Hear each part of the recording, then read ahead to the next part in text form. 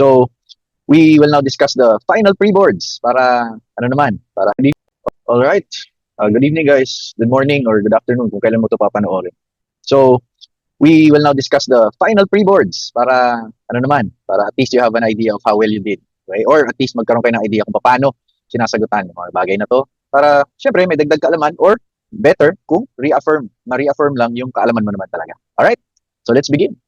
Now, first portion is of course regarding obligations. Okay? So, number 1, according to the Civil Code, obligations may either be civil obligations, natural obligations. Alright? So, titingnan mo lang dyan kapag may mga ganito na statements, you take a look. Yan nga ba talaga yung definition? Alright?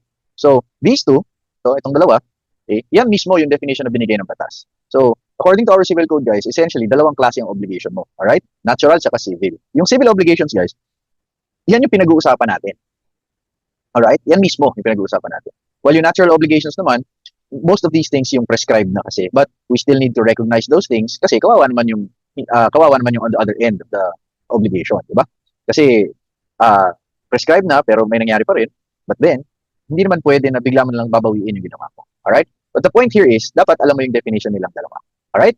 So, since yan naman yung obligation talaga nila, our answer should be both are true. Alright? Now, next. Ito. Okay? Marites owed Beshi Cakes 1 million due on October 1, 20x0, but failed to pay on due date.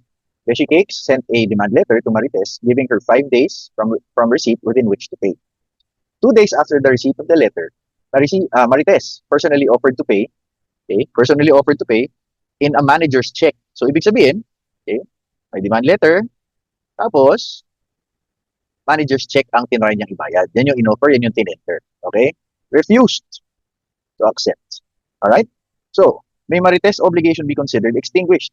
Alright guys, so remember, kapag ka nagtitender, ang tinatanong dito is, anong effect ng pag-tender niya ng manager's check?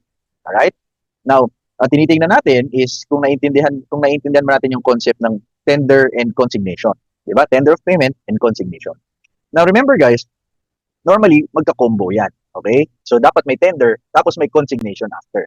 Now, ang isa mo pang kailangan tandaan is you are only allowed to consign. Okay?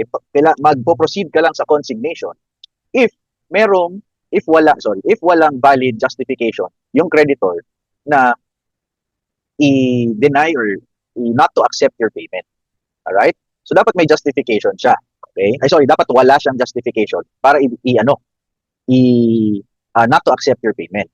Okay? Kasi kapag validly tendered yung bayad pero hindi niya tinanggap na walang dahilan, syempre hindi naman pwedeng may obligation ka pa rin, di ba? Kasi nakadepende na lang sa kanya kung gusto niya or hindi. Tapos nagpa-pile up ka ng interest. So what do? You consign. However, dito sa problem natin, wala kang makikitang dahilan kung bakit ayaw niya tanggapin. Alright? Kaya yung tender in itself ay walang epekto. Okay? Wala siyang dahilan kung bakit gusto niyang i-deny. So ano mangyayari? Dapat mag-consign ka. Okay? Wala siyang justification, dapat mag-consign ka. However, dito sa problem natin, wala namang sinabi na nag-consign ka. So the tender by itself, will not extinguish your obligation. Okay? So again, round up lang, tender of payment and consignation go hand in hand. Okay? Generally, dapat may tender muna and then may consignation after. Now remember, kailan ka lang pwede mag-consignation? Kapag po, walang justification yung creditor sa pag-deny niya ng payment mo. Okay? Wala siyang mabuting dahilan kung ba't ayaw niya tanggapin. And then, of course, you're allowed now to consign. Now, careful ka lang kasi kahit na wala siyang justification sa pag-refuse ng payment, kailangan pa rin, mag-consign ka. Otherwise, your obligation will remain. Okay? So again guys, yung mode of extinguishing obligation natin, generally, dapat tender and consignation. Alright? So dito sa number 2, dahil walang consignation na naganap, hindi pa extinguish ng obligation. Okay? So letter B. Next. Alright? Next. Ito na. Number 3. In 2024, A promised to give B his land if B passes the CPA board examination in 2025. If the condition is fulfilled, does A have to give? Ano ba yan? does A have to give the fruits for the period of 1 year?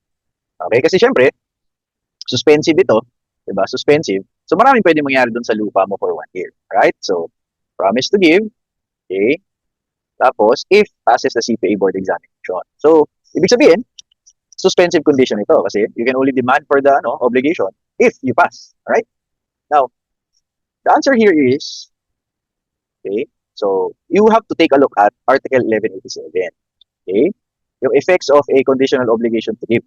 Right? So remember guys, yung situation dyan is reciprocal, yung titingnan mo muna, yung obligation by reciprocal or unilateral. Kasi kapag reciprocal guys, mutually compensated yon. And kapag naman unilateral yung obligation, ito po yun. Okay? The debtor shall appropriate the fruits and the interest unless of course there is contrary intent. Yung contrary intent guys, normally sinusulat naman yun. So ano ibig sabihin dito if the debtor shall appropriate the fruits? Ibig sabihin kanya yun. Okay? So during the time na pending, okay, yung obligation or yung condition at least, kanya lahat ng mga mangyayaring fruits or nung lalabas na fruits and the interest in the property. Okay? Kasi remember, unilateral ito. Paano natin nasabi yun? Okay? Unilateral guys, kasi sino lang ba ang may obligation dito? Di ba si A lang? A promised to be. So siya lang ang may obligation. Unilateral ito. Okay, so again, 1187 guys ha. Kapag reciprocal, mutually compensated. Kapag unilateral, the debtor shall appropriate the fruits. Okay, sino yung debtor dito? Of course, si A. Alright? So letter C, masagot natin. Next is number 4. Okay? X obliged himself to give to Y his car on February 15, 20X4. Okay? There was no delivery until February 20, 20X4, when the garage of Bob collapsed, okay, due to a strong typhoon and the car was totally destroyed. Okay? So, anong nangyari? Okay, nandun sa garahe, so bago ma-deliver, nasira. Okay, nasira na yung kotse. Kasi, yung garahe, kung nasan siya, well, nasira na rin. So, what will happen? Ang tanong dyan is, liable pa rin ba siya? Kasi, tingnan nyo, kailan ba dapat dinideliver? Noong Feb 15. Okay, but, noong Feb 20, wala pa rin. Okay, wala pa rin delivering nagaganap. So, at first glance, ang tingin natin dyan is in delay na siya or naka-default na. Alright? So, at first glance, ganun. But remember, ano nga ang rule natin sa delay? Ito. Alright? No demand, no delay. Alright? Kasi wala namang sinabing demand dyan. So, what's the implication of that? Magiging lost by a fortuitous event. Yun. Alright? Kasi remember, kailan lang magiging liable despite a fortuitous event? Diba? Ano yan? Kapag when the obligation expressly, alright, or when you involve an assumption of risk, and the other one is when the debtor is already in delay. Eh dito, wala namang delay na nangyari. Alright? So, number 4, letter C ang sagot natin. Okay, number 5. Okay? A, B, C, and D are solidary debtors of X for 40,000 pesos. Right? X released D from the payment of his share of 10,000. Okay? When the obligation became due and demandable, C turned out to be insolvent. So, ano nangyari? Should the share of the insolvent debtor C be divided only between the two other remaining debtors, A and B? Okay, so ang tinatanong dyan is, paano kung sino mag-a-absorb? Okay, sino mag-a-absorb nito? Alright? Nung sa insolvent debtor. Okay, kasi normally wala namang problema yan, di ba? However, meron kasing situation na ganito. Okay, bago malaman na insolvent siya, merong isang debtor na ni-release na from the obligation. So, wala na yung share niya essentially, di ba? Now, remember guys, kapag ganito ang situation, okay, yung taong na-condone na yung part, liable pa rin siya. Okay, liable pa rin siya doon sa remaining na utang. Okay, the basis of this is Article 1270. All right? Now, ang ano diyan is if one of the solidary debtors cannot pay, okay, dito, such share will be borne by his co-debtors in proportion to the debt of each. Okay? So, ibig sabihin, mahati lang yung mahati pa rin doon sa remaining debtors yung utang na yan. Okay? And yung remaining na sinasabi is yung mga tao, okay, yung mga remaining debtors, sino yan? Yan po yung mga debtors na hindi insolvent, including si letter D. Alright? Including si letter D. Okay? Kasi in fact, kahit na kunyari, nawala na yung share, di ba? Nawala na yung share. Kunyari, mag-demand si X. Pwede pa rin niyang i-demand kay B yan. Okay? Kasi technically, remaining debtor pa rin siya. Solidary sila, yung share lang niya ang nawala. Pero, remember, siya ay responsible pa rin doon sa buong utang. Alright? So again, yung insolvent debtor, ang mag-absorb ng loss ay ang mag-absorb ng share niya is not just A and B. Kasali po si B. Alright? Ito yun. Okay? So hatiin yung 30,000 doon sa kanilang tatlo. Alright? Pagkakaroon na lang ng mga reimbursement after months. So number 5, letter D ang sagot. Okay? Bakit? Again, yung when they say remaining debtor, kasali po doon si B. Alright? Yung share lang yung nawala, pero remember, debtor pa rin siya sa bata ng batas dahil siya ay solidan. Number 6. Alright, number 6. A issued a check dated January 2, okay, in favor of B in payment of A's obligation to B amounting to 100,000. B kept the check in his drawer and failed to encash it due to his busy schedule. Okay? On January 2, well, the following year na, B presented the check to the drawee for payment. The bank refused to pay, okay, for failure of B to present the check within a reasonable time after its issue. So, remember, meron kasing check eh. Okay, may time limit tayo sa check eh, di ba? Yung 6 months. Okay, generally 6 months 'yan na you have to deposit or encash the check, otherwise magiging stale siya. Okay? Ang thing that you need to remember lang about the check being stale is hindi po na-extinguish yung obligation nun. Yung check lang ang nagkakaproblema. Okay? But yung obligation isn't really affected. Alright? So pag hindi ka naka-encash within that time, don't worry. Okay? Yung check wala. Pero you can still collect whatever the amount owed to you is. Alright? So, tingnan natin dito. Statement 1. Extinguished. Mali. Okay? Now, remember, hindi na impair yung cheque kasi yung ibig sabihin ng impairment po doon is yung kunyari, nagsara yung bangko, yung mga ganun tipo. Okay? Yung hindi ka na mababayaran. Alright? And besides, yung fault of the creditor dyan, generally, okay, well, mostly, ang interpretation yan, guys, dapat po nanggaling sa ibang tao pa yung cheque. Alright? So, that was a concept in negotiable instruments dati na may cheque na original, tapos in-endorse lang uli sa'yo. Okay? So, doon po nag-a-apply yun. Pero anyway, remember, the check, while the check becomes stale, yung impairment po na sinasabi dito is yung hindi ka na makaka-collect at all. But remember, as mentioned a while ago or moments ago, sabi natin, kapag na-stale yung cheque, hindi naman po nawawala yung obligation to pay. Okay? Yung cheque lang nagka-problema. Pero, pwede ka pa rin mangulit. So, hindi. Statement 2. Okay? Sue the bank. Siya yung drawee, primarily liable. Hindi po totoo yan. Alright? Kasi yung drawee po, hindi po siya primarily liable. Yung acceptor yun. Alright? Pero anyway, sa cheque yan, sa nego, concept ng nego. But, remember, okay, hindi mo pwedeng i-demanda yung drawee kasi sino ba talaga may utang sa'yo? Diba? Yung, in this case, sino? Si A ang may utang sa'yo. Alright? So, mali yan. Okay? Hindi mo pwedeng i-demanda yung bank. Statement 3. Okay? Tender. Okay? Tender of payment. Again, di ba, pinag-usapan natin kanina, pag tender of payment, kulang po yun. May kaakibat yan na consignation. Okay? And pwede mo lang gawin yun, yung tender of payment and consignation, if, for example, the creditor does not have a justification to refuse the check. Alright? So, hindi yun automatic. So, given that, yung ating sagot dito ay letter B. All are false. Okay? Next. Ayan na. Contracts na tayo. Okay?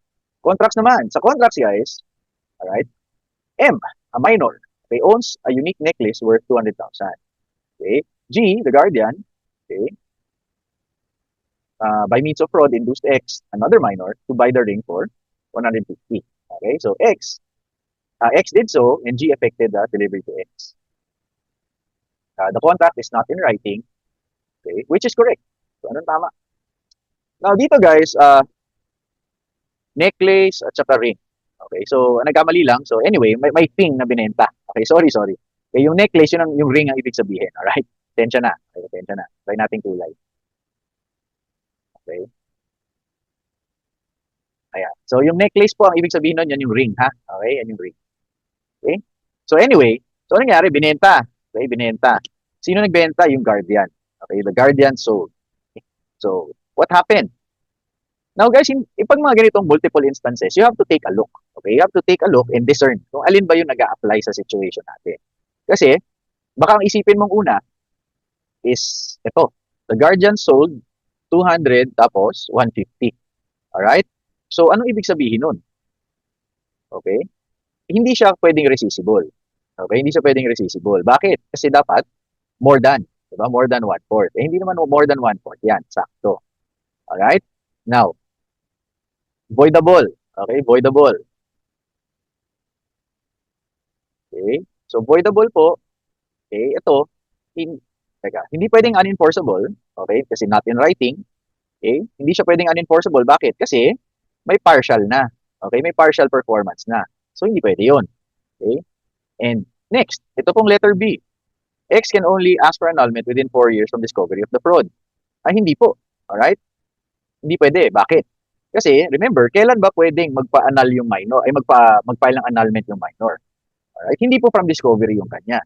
Kasi kailangan muna maging age of majority siya bago niya gawin yon. So, hindi lang siya 4 years, di ba? Kasi hindi naman sinabi dito, so ilang taon na siya talaga.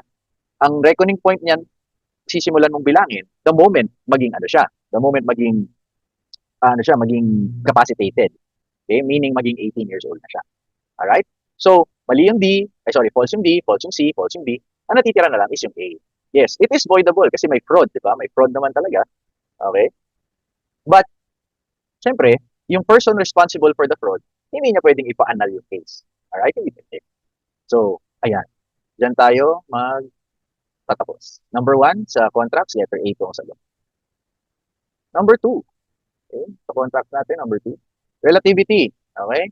Remember guys, yung relativity of contracts, nasaan yan? Sa Article 1311 po yan.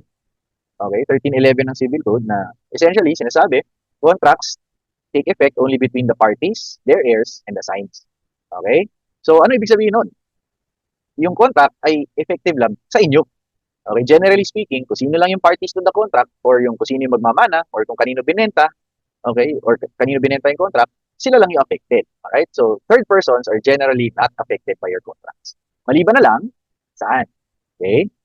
Kapag may real rights. Bakit? Kasi di ba binding against the world yan. Alright? Now, stipulation for autrui. Siyempre. Okay? Kasi nga, in favor of a third person yan. Talagang may third person affected. And lastly, contracts to defraud creditors. Siyempre. Kasi di ba, kaya nga may mga contracts na rescissible. Kasi hindi mo pwedeng gamitin yung contracts para makapanloko ng iba. Alright? So, ang sagot natin dito is letter A. All are true. Alright? As exceptions to the principle of relativity. Okay. Now, next, A. Desiring to buy a certain property, hired an expert. Okay? Hired an expert. Okay? But the expert's opinion turned out to be wrong. Okay, nangyayari po yan. Okay, nangyayari po yan. Okay, kasi experts naman are not infallible. Okay? They're still prone to error. Okay? Now, hindi mo ibig sabihin rin may fraud yun. Okay? So, ano nangyari? A was misled. May A ask for annulment. Okay? So, kasi guys, remember, sa annulment, di ba? One of the things na pwede kang magpa-annul, one of the grounds is mistake. Okay? So, remember, fraud pala, fraud. Tapos, yung generally opinions are not regarded as fraud. Kahit na mali yung opinion mo, they're not regarded as fraudulent. Maliban na lang kung sa expert manggaling yon. Okay? Pag expert ang nagsabi, okay, na may something, tapos mali yun, that can be interpreted as fraudulent. Okay? But, remember, ang nangyari kasi dito, yung expert na nagkamali, kanino? Sa kanya. Alright? Siya nagdala niyan eh. Okay? So, kasalanan niya yun. Alright? So, ano nangyayari? Mawawala po yung, okay? Hindi ka pwede magpa-annul kapag ikaw mismo yung dahilan or ikaw yung nagdala sa sarili mo sa situation na mamimislead ka. Alright? Remember, magiging fraudulent lang guys if the fraud was perpetrated by the other party. Okay? Dito, ikaw nagdala ng expert, parang ikaw yan. Okay? So, wala po tayong basis to annul the contract. So, number 3, letter C ang sagot natin. Interpretation that will be used in case of ambiguity in incidental matters to a contract shall be the least transmission of rights when the contract is gratuitous. Okay? Remember guys, kapag interpretation of contracts, okay? Pag gratuitous, syempre least transmission yan kasi walang exchange of values dyan. So, kapag malabo yung contract, yung pinaka-konti na yung pinaka-konting rights ang mawawala sa iyo. Alright? Which is in contrast sa onerous. Pag onerous naman yung contract, greatest reciprocity. Kasi ang onerous contract, merong exchange of value. Okay? So, ang gusto mo, yung pinaka-patas para sa pareho. Kapag gratuitous naman, on the other hand, ang tinitingnan dyan is, syempre, yung least transmission. Kasi, syempre, wala ka na nga makukuha in return, di ba? Okay? So remember lang guys na this is applicable only kapag merong ambiguity interpretation. So hindi tayo nagkakaintindihan. Alright? So uh, kailangan may contract muna. Okay? Kailangan may contract muna na maayos. Hindi lang natin alam kung ano yung ibig nating sabihin. Alright? So yeah, that's number 4. Gratuitous ang sagot. Okay. Statement 1, 2, 3. Highlight natin. Okay? Now, ito, we are just testing kung gaano nyo kaalam kung kailan kailan nagkakaroon ng perfection. Alright? At saka ano yung effects. So, rules natin guys. Ano ulit rules natin? Anything that happened, the status of the contract, okay? The status of the contract is determined at the point of perfection. Okay? At the point of perfection. And then nothing you do or nothing that happens afterwards will affect the contract anymore. Maliban na lang kung yan ay confirmation or ratification. Alright? So, statement 1. Making of the offer, okay, at the time of making, okay, one of the parties was insane. So, may isang incapacitated. That means, voidable ang contract. Diba? One of the parties. Okay? One of the parties was insane at the time of the making. Alright? Now, if before acceptance, so ibig sabihin may offer na. Okay? Before acceptance, either of the parties become insane, anong mangyayari sa offer? Okay? Remember guys, yung offer po, bago siya i-accept, okay? Bago magkaroon ng acceptance, yung offer ay very vulnerable. Okay, bakit? Sabi ng batas natin, it becomes ineffective upon the death, civil interdiction, insanity, or insolvency of either party. Okay? Prior to the acceptance. So, bago ma-accept yan, tapos may nangyari sa isa sa inyo, mawawala po mawawalan siya ng effect. Meaning, wala ka nang ina-accept. Okay? So, ibig sabihin, when this happens, kahit na magbigay ka pa ng acceptance, the contract is void. Bakit? Kasi, walang offer eh. Diba? Remember, pag walang offer, wala kang ina-accept, wala pong consent. Alright? Kung walang consent, kulang yung COC natin. Void yan. Alright? So, next naman. After acceptance is conveyed naman. Okay? After acceptance. Okay? Either become insane, okay? The contract is of course valid. Bakit? Kasi remember, ano yung rule natin? Okay? The status of the contract is determined at the point of perfection. Okay? Kailan ka ba nagkaka-perfection? Diba? When an offer that is complete is met by an acceptance that is absolute. So, kahit ano pa mangyari sa inyo afterwards, wala na. Valid na yung contract mo. So, for this number, tayo ay all or true. So, number 6. Okay, last one for contracts. One of the following is not valid. Alright? Now, not void pala. Not void. Alright? So, 1, 2, 3 ulit. 1, 2, 3. Alright? So, first one, oral contract of donation. Okay, oral donation. Now, remember, yung oral contract of donation, may 5,000 na threshold yan. Right? But remember, wala pong brand new na MacBook Pro. Walang ganon. Okay? Walang ganon na 5,000 lang. Okay? Walang ganyan. Okay? So, void po ito. Okay? Kasi syempre, pag lumampas na ng ganitong amount, dapat in writing yan. Okay? Now, punta ka muna dito. Oral contract of partnership, a piece of land. Okay? Yung contribution. Hindi pwede. Okay, bakit? Di ba remember, pagka mayroong real property involved sa partnership, kailangan may inventory at it must appear in a public instrument. Alright? So, void rin yan. Next, oral contract pa din. Pero this time, it is services. Okay, of an agent. Okay, tas oral authorization. Ito po, valid na ito. Okay? Okay, remember yung usual na pinapang test natin dito sa agent na to, is yung nasa Article 1874. Okay, kasi di ba, when a sale of a piece of land is made through an agent, the authority of that agent shall be in writing. Otherwise, the sale is void. Yun lang naman yung norm, yun lang naman yung nagiging void kapag may agent involved. Alright? Pero here, hindi naman land yung pinag-uusapan natin, so walang problema kung oral lang yan. Alright? So, which of the following contract is not void? Siyempre, yung statement 2. So, ano sagot natin? Only 2 are false. Okay? Sales. Alright. So, A, B, and C are co-owners of an undivided parcel of land. A sold his 1/3 interest to B, absolutely. Which one is correct? Now guys, baka ito nilalagay natin just to see kung alam mo kung paano gamitin yung right of redemption, yung legal redemption. Di ba? Yan yung sa co-owners, sa co-heirs, tapos meron pa yung adjacent owners, di ba? Yung mga ganyan. Okay? Now, remember na ito, kapag co-owners, kailan lang matitrigger? Okay? Kailan lang matitrigger yung legal redemption? Kailangan po ibenta nila sa third person. Okay? Pag binenta nila sa third person, Ang gusto ng batas kasi, kumukonti ang ownership, ang owners. Okay? So from co-ownership, ang gusto ng batas is maging sole or single owner na lang. But here, tingnan niyo po. Okay? Si kanino binenta? Okay? So binenta po ni A yung kanyang share sa isang co-owner din. Alright? So ano nangyari? From 3, naging 2 na lang sila. So yun yung gusto ng batas, di ba? So ibig sabihin, pag ganito yung situation, ito yun. Alright? You cannot exercise the redemption kasi it is not triggered. Kailangan po sa third party binenta. Okay? Alright. Next. There is no warranty for hidden defects. Okay? Tandaan. Diba? Normally, meron kayong for hidden defects para nagkakaroon ka ng redhibitory. Diba? Nagkakaroon ka ng ganyan. Okay? So, itong tatlo, okay, itong pagka sa fair, public auction, or condemn, syempre wala nang warranty yan. Okay? Wala nang warranty yan pag ganyan. So, all are true tayo. This is just a provision of law. Okay? So, that's Article 1574. Titingnan ko lang kung tayo ba nagbabasa. Okay? Titingnan ko lang. So, I'm sure you know this. Alright? So, pakitandaan lang yung tatlo just in case hindi mo nakuha yung number. Okay? So, wala pong warranty against hidden defects. Pag yung tatlo ang, okay, ang binenta. Okay. B purchased a residential lot from S. Okay, 1 million on installment. Okay, 200 down. Tapos, 100,000 every year after. Okay, until fully paid.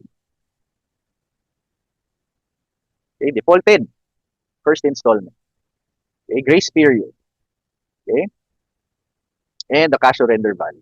Alright, so dito guys, obvious naman, okay, obvious naman, na hindi siya umabot ng 2 years, di ba? Hindi siya umabot ng 2 years. So, according to your Maceda law, grace period of at least 60 days. Okay, pero, syempre, wala ka ng refund. Okay, wala kang cash surrender value kasi hindi ka umabot ng 2 years.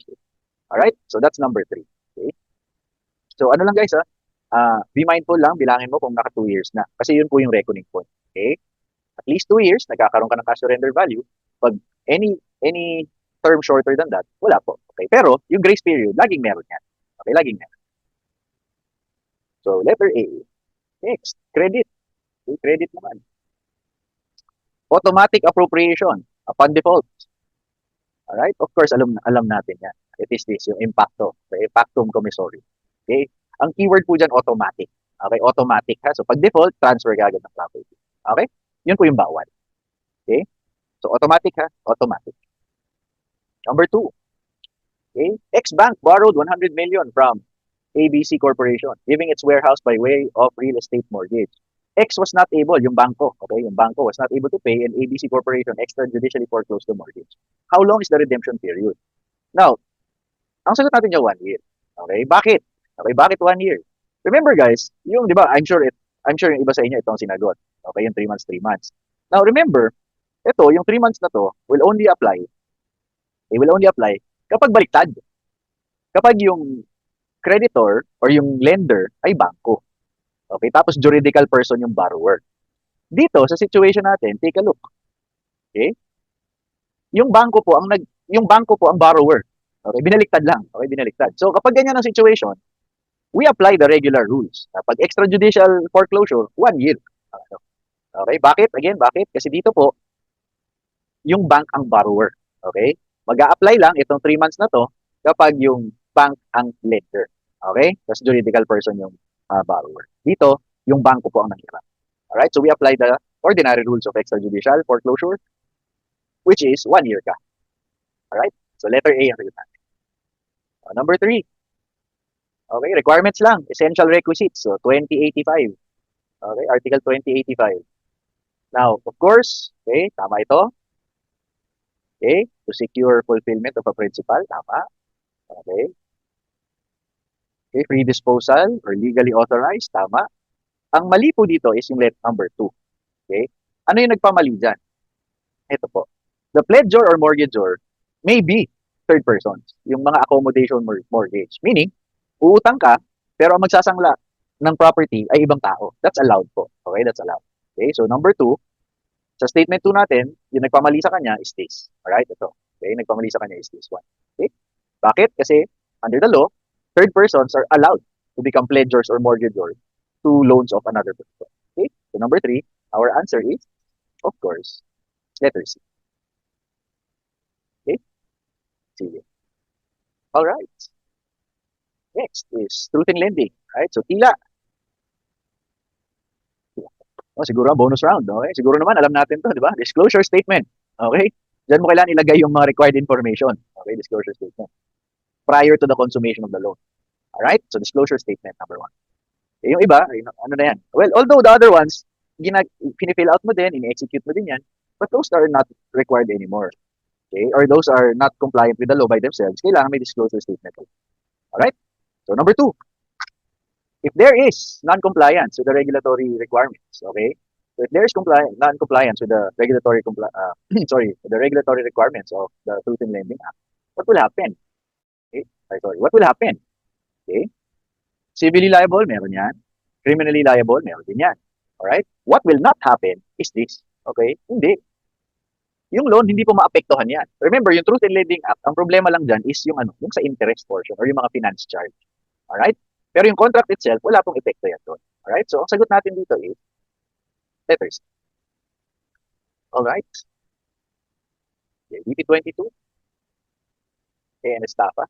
So, guys, elements. Okay, elements. Ito pong tatlo, yan ay true. Okay, true lahat yan. Okay, true lahat yan. Okay?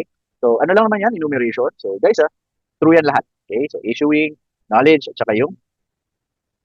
Okay? So, those are the elements that you need to prove. Okay? You need to prove. Para magkaroon ng conviction. Okay? Now, sa number 2 naman, TAFA, medyo similar yung elements. Okay? Medyo similar yung elements. Okay? True yung 1 and 2. Pero, bantayan mo ito. Okay? Kasi, hindi po pwedeng regardless. Kasi remember, what is estafa? Yung estafa po panloloko yan. So, kailangan mong patunayan na may naloko. Okay? So, remember, estafa is essentially fraud. So, dapat, kung fraud yan, dapat merong defrauded. Alright? So, in number 2, ang sagot natin dapat ay ito. Ano yung false? This one. Alright? Kasi hindi pwedeng walang na-defraud. Kasi kung walang na-defraud, there is no estafa. Alright? So, next. Alright, so partnership. Okay.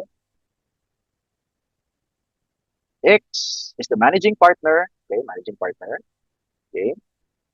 In Mr. AB, a third person, owes 10,000 from X personally. Okay. Likewise, also owes. Bakit O? Owes dapat yan. Okay. 2. Okay, hindi yan from 2. Okay, may utang si AB kay X and kay partnership itself. Alright? Now, Mr. AB paid. Okay. Receipt for Mr. AB's liability. Ayan. So, how much of the 6,000 should go to X? Okay? So, ito guys, normally, ang ginagawa natin, di ba? Kapag may nakita ka managing partner, tapos nakakolekta siya, what happens? Okay? Hinahati, di ba? But, take note, yung hati na yon will not apply kapag may ganito. Okay? Kapag may ganito. You will not divide this kasi nag-issue ka ng resibo in the name of CDA. Alright? So, ang sagot natin dyan is letter C. Alright? Mr. X will not get anything kahit siya pa yung managing partner. Bakit? Kasi yung resibo, okay, ay in the name of the CDA partnership. Okay? Alright. Number 2. A universal partnership of all present property without, okay, which partnership property without stipulation. Alright? So, alin yun? Okay? Letter C po ang sagot dyan. Right? Now, remember, yung iba, okay, the others, hindi yan masasali kasi bakit? Excluded yan. Okay? Gratuitous. Alright? Tapos, syempre, gratuitous din. Other sources. So, remember guys, ito, syempre, yung na-contribute na, pati yung profit nun kasali. Okay? Dun sa inyong partnership. But all the others, provision lang yan sa batas, guys, 1792. Alright? So, next. Brad and Tom formally agreed to form orally. Okay? Partnership. Anong contribution? Cash and real property. Okay? Did not register. Okay. In this case, the partnership contract is, syempre, void. May real property kasi. Diba? Remember, pag may real property, kailangan na inventory at saka kailangan sa public instrument. Okay? Otherwise, it is void. Next. Limited partnership. Sinong pwede? Alright? Ang sagot po dyan ay, both are true. Okay? Remember, okay, ingat ka lang kasi sino ba ang bawal maging industrial partner? Okay? Yung bawal lang po maging industrial partner is yung limited partner. Kasi dapat yon money or property lang. However, pag industrial partner ka, pwede kang maging general partner sa isang limited partnership. Alright? So, both of them pwede. Okay? As long as si industrial partner po ay general partner. Alright? Kasi di ba, ang limited partnership guys, para mag-exist siya, kailangan merong at least isang general partner at least isang limited partner. Okay? Now, as for the general partners, pwedeng maging industrial partner yun. Walang problema. Alright? Sige. So, number 4, both are true. Next. Okay? A and B are equal partners in AB partnership. Okay? Contributing 50,000 each on July 1, 2025. On July 2, okay, the partnership contracted an obligation to pay Z the amount of 180,000 pesos payable on August 15, 2025. Okay, 20x5 dapat yan. Kasi 2025. Anyway, so on August 1, 20x5. Okay, so 20x5 dapat to ha, 20x5. So on August 1, 20x5, C was admitted as a new partner.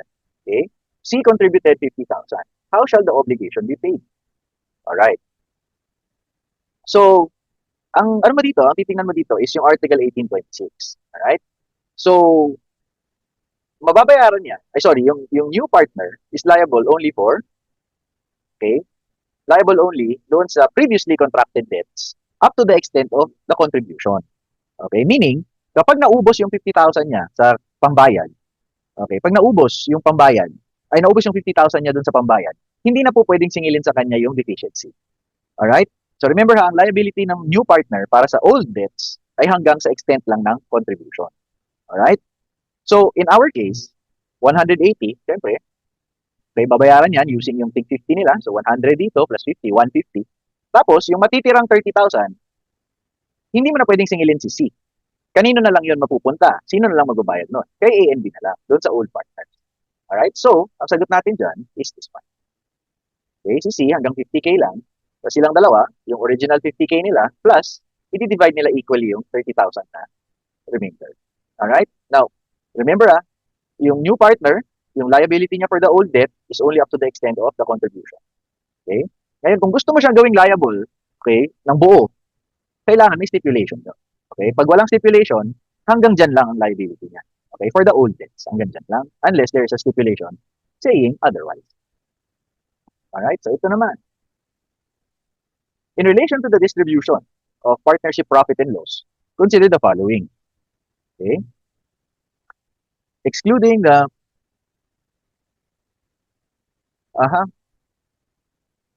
capitalist from losses is valid. Okay? So naman, limited partner from losses is valid. Industrial partner from losses is valid. Alright? So guys, ang sagot natin dito, only one is true. Alright? Ano lang yung totoo? Ito lang. Alright? Yan lang po ang tama. Bakit? Remember, you cannot exclude partners from losses. Okay? Yung ano dyan, that stipulation is void. Okay? In the same way na yung profit, hindi ka pwedeng mag-exclude ng partner, yung losses, ganun din. Right? Now, yung limited partner, baka nagtataka ka, ang exemption po niya ay sa obligations. So meaning, liabilities.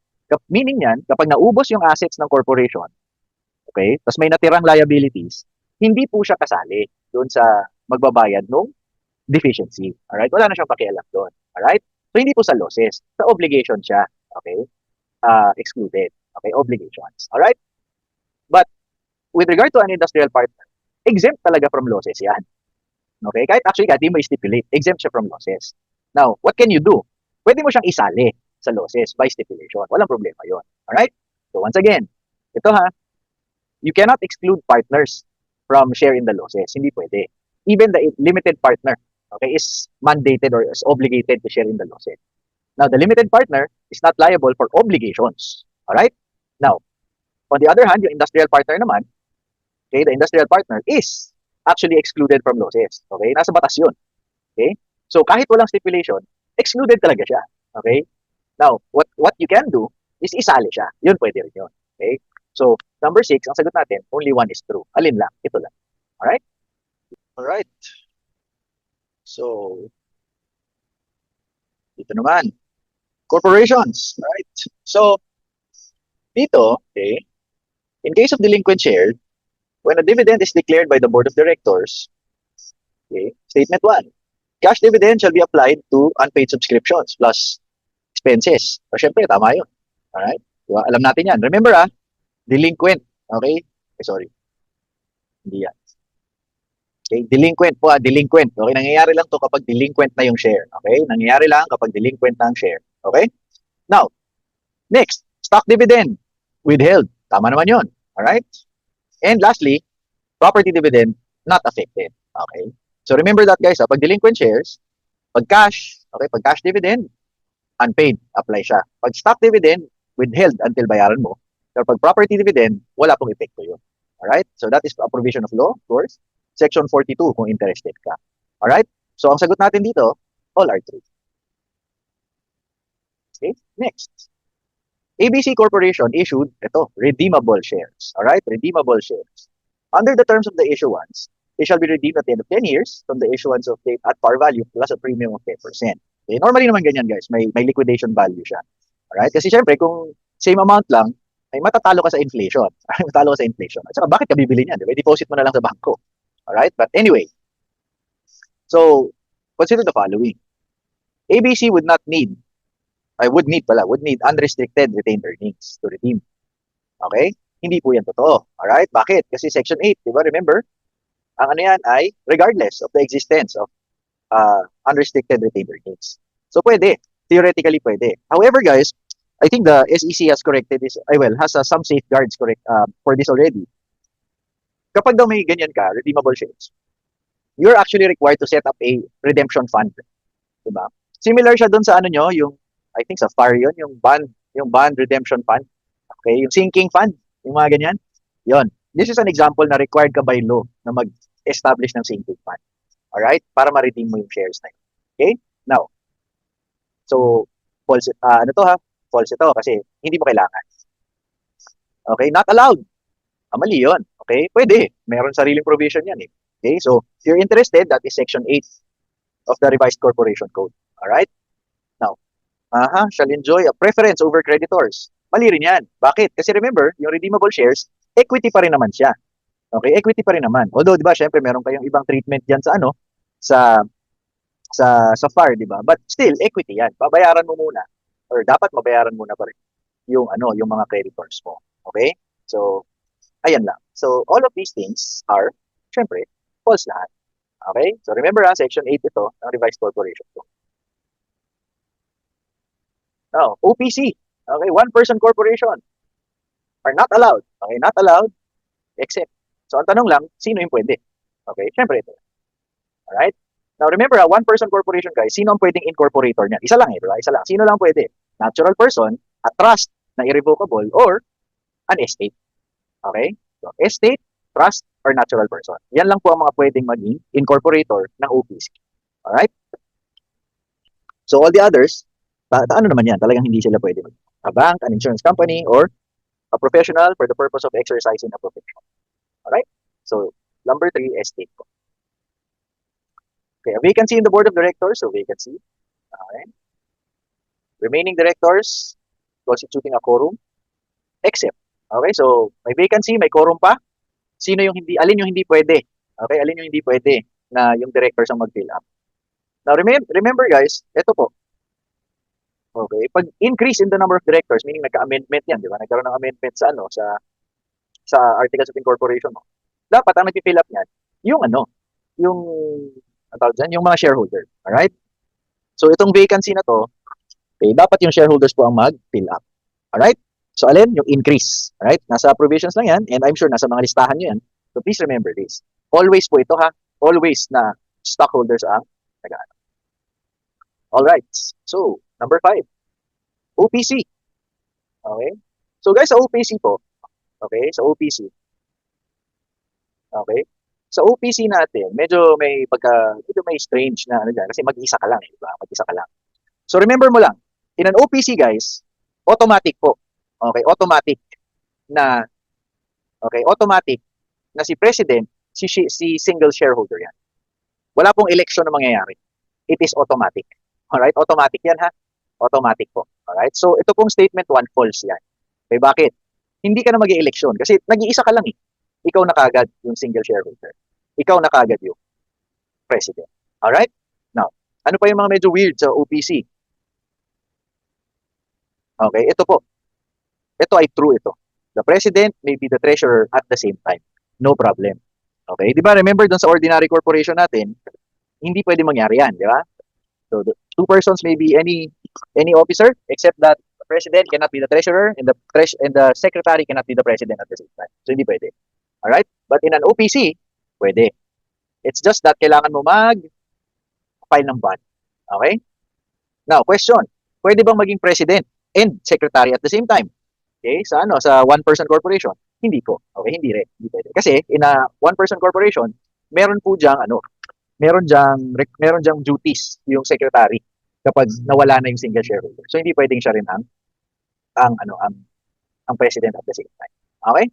And lastly, same person as both treasurer and secretary, of course pwede.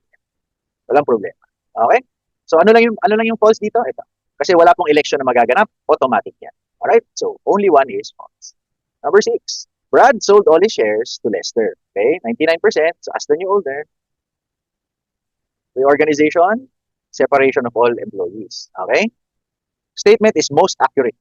Alright. So remember guys, yung question na to, ang tinitest talaga dito is kung naiintindihan mo ba or aware ka ba dun sa concept ng right of succession.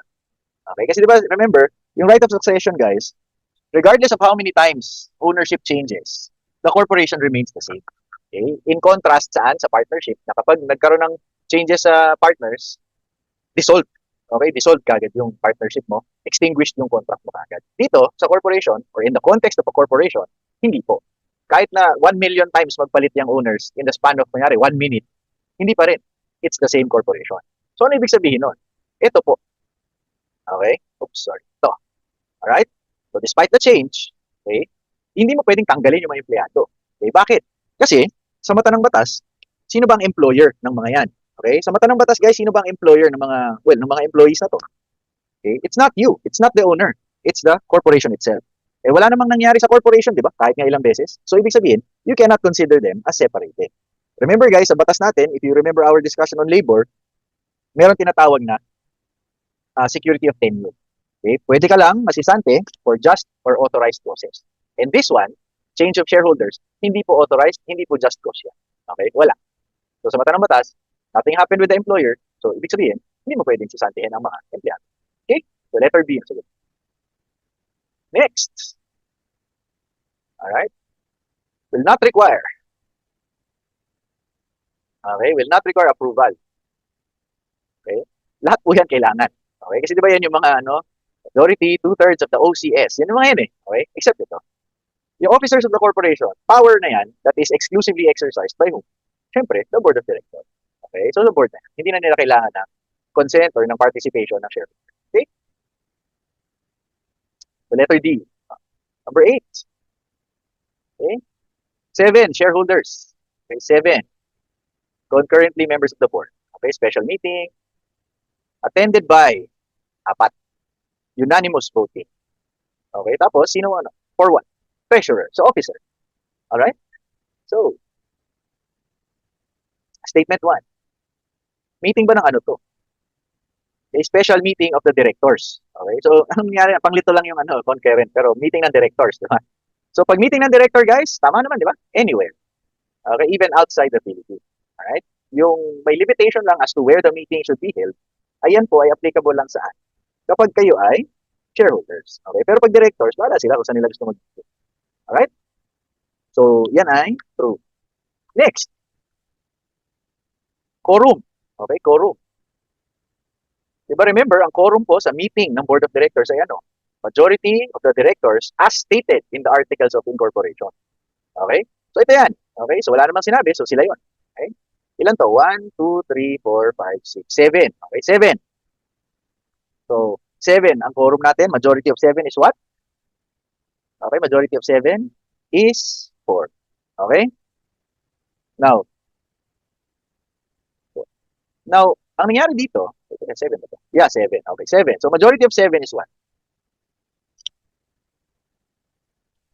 Okay, so, ang nangyari dito is tama yan. Next, statement 3. The required vote was a majority of the people constituting the quorum.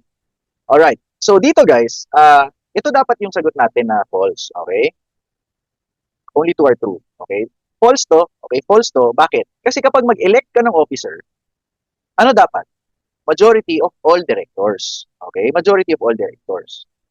Okay? Hindi lang po yung constituting a quorum. Okay? So, mali yan. Okay? Mali yan pag binasa mo yung batas. Okay? However, pag tinignan mo yung problem, okay, pag tinignan mo yung problem, ano ba ang majority ng directors? Majority ng directors dito, 4 nga. Okay, 4. So, dapat ano yan. Okay? So, tama siya pag tinignan mo according to the situation.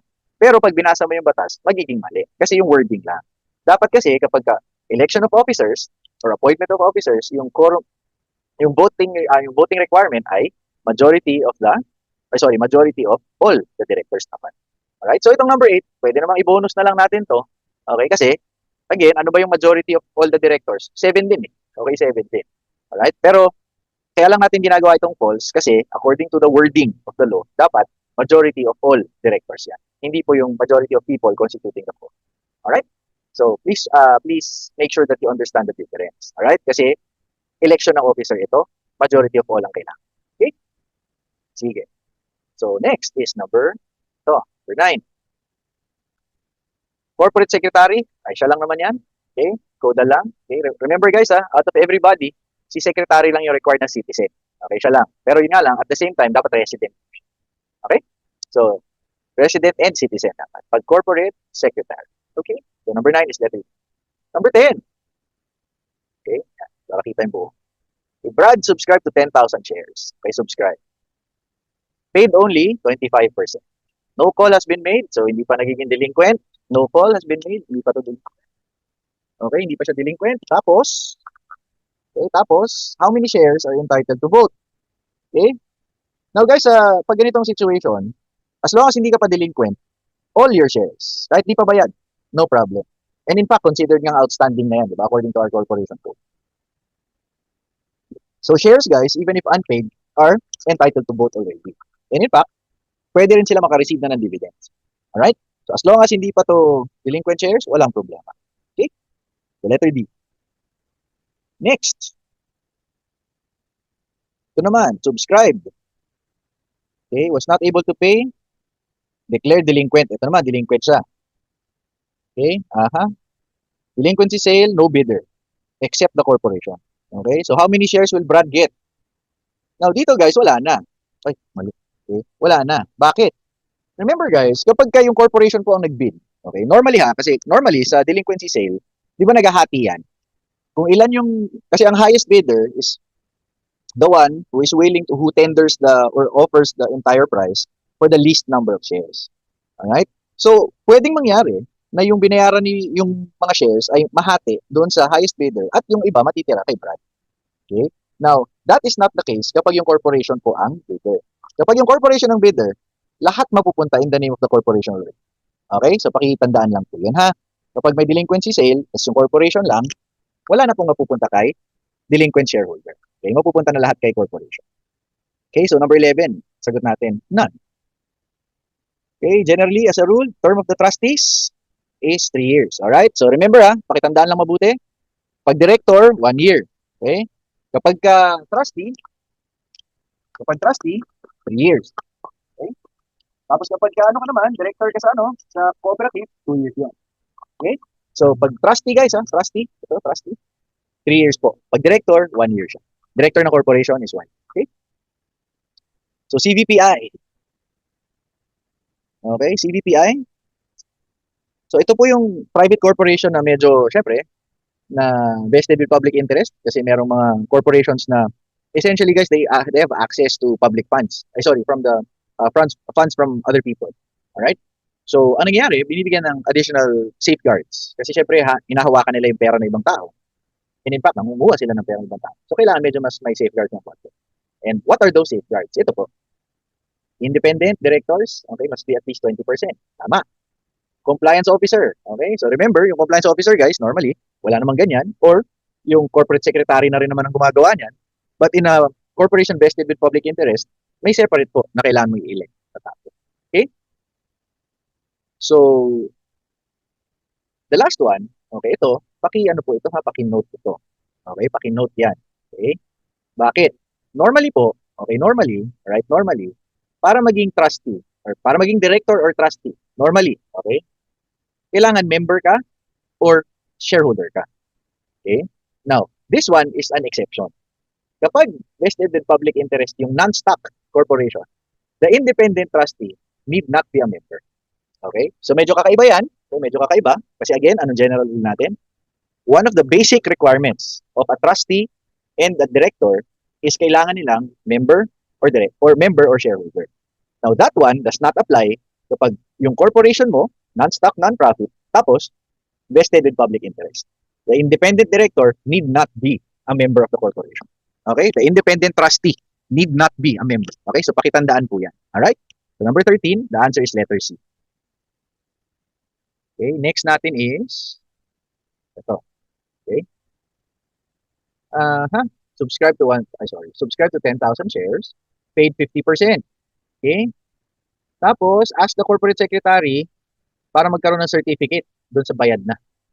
The secretary refused. Ayaw. Okay? So, was the corporate secretary correct? The answer here, guys, is this one. Siyempre, correct yung corporate secretary. Okay, remember, according to our law, when are you entitled to a certificate of stock? Once you have fully paid the subscription. Okay? Hindi po yung per share basis ito. Ang inaantay or ang inaabangan mo dyan, ang basis is yung entire subscription.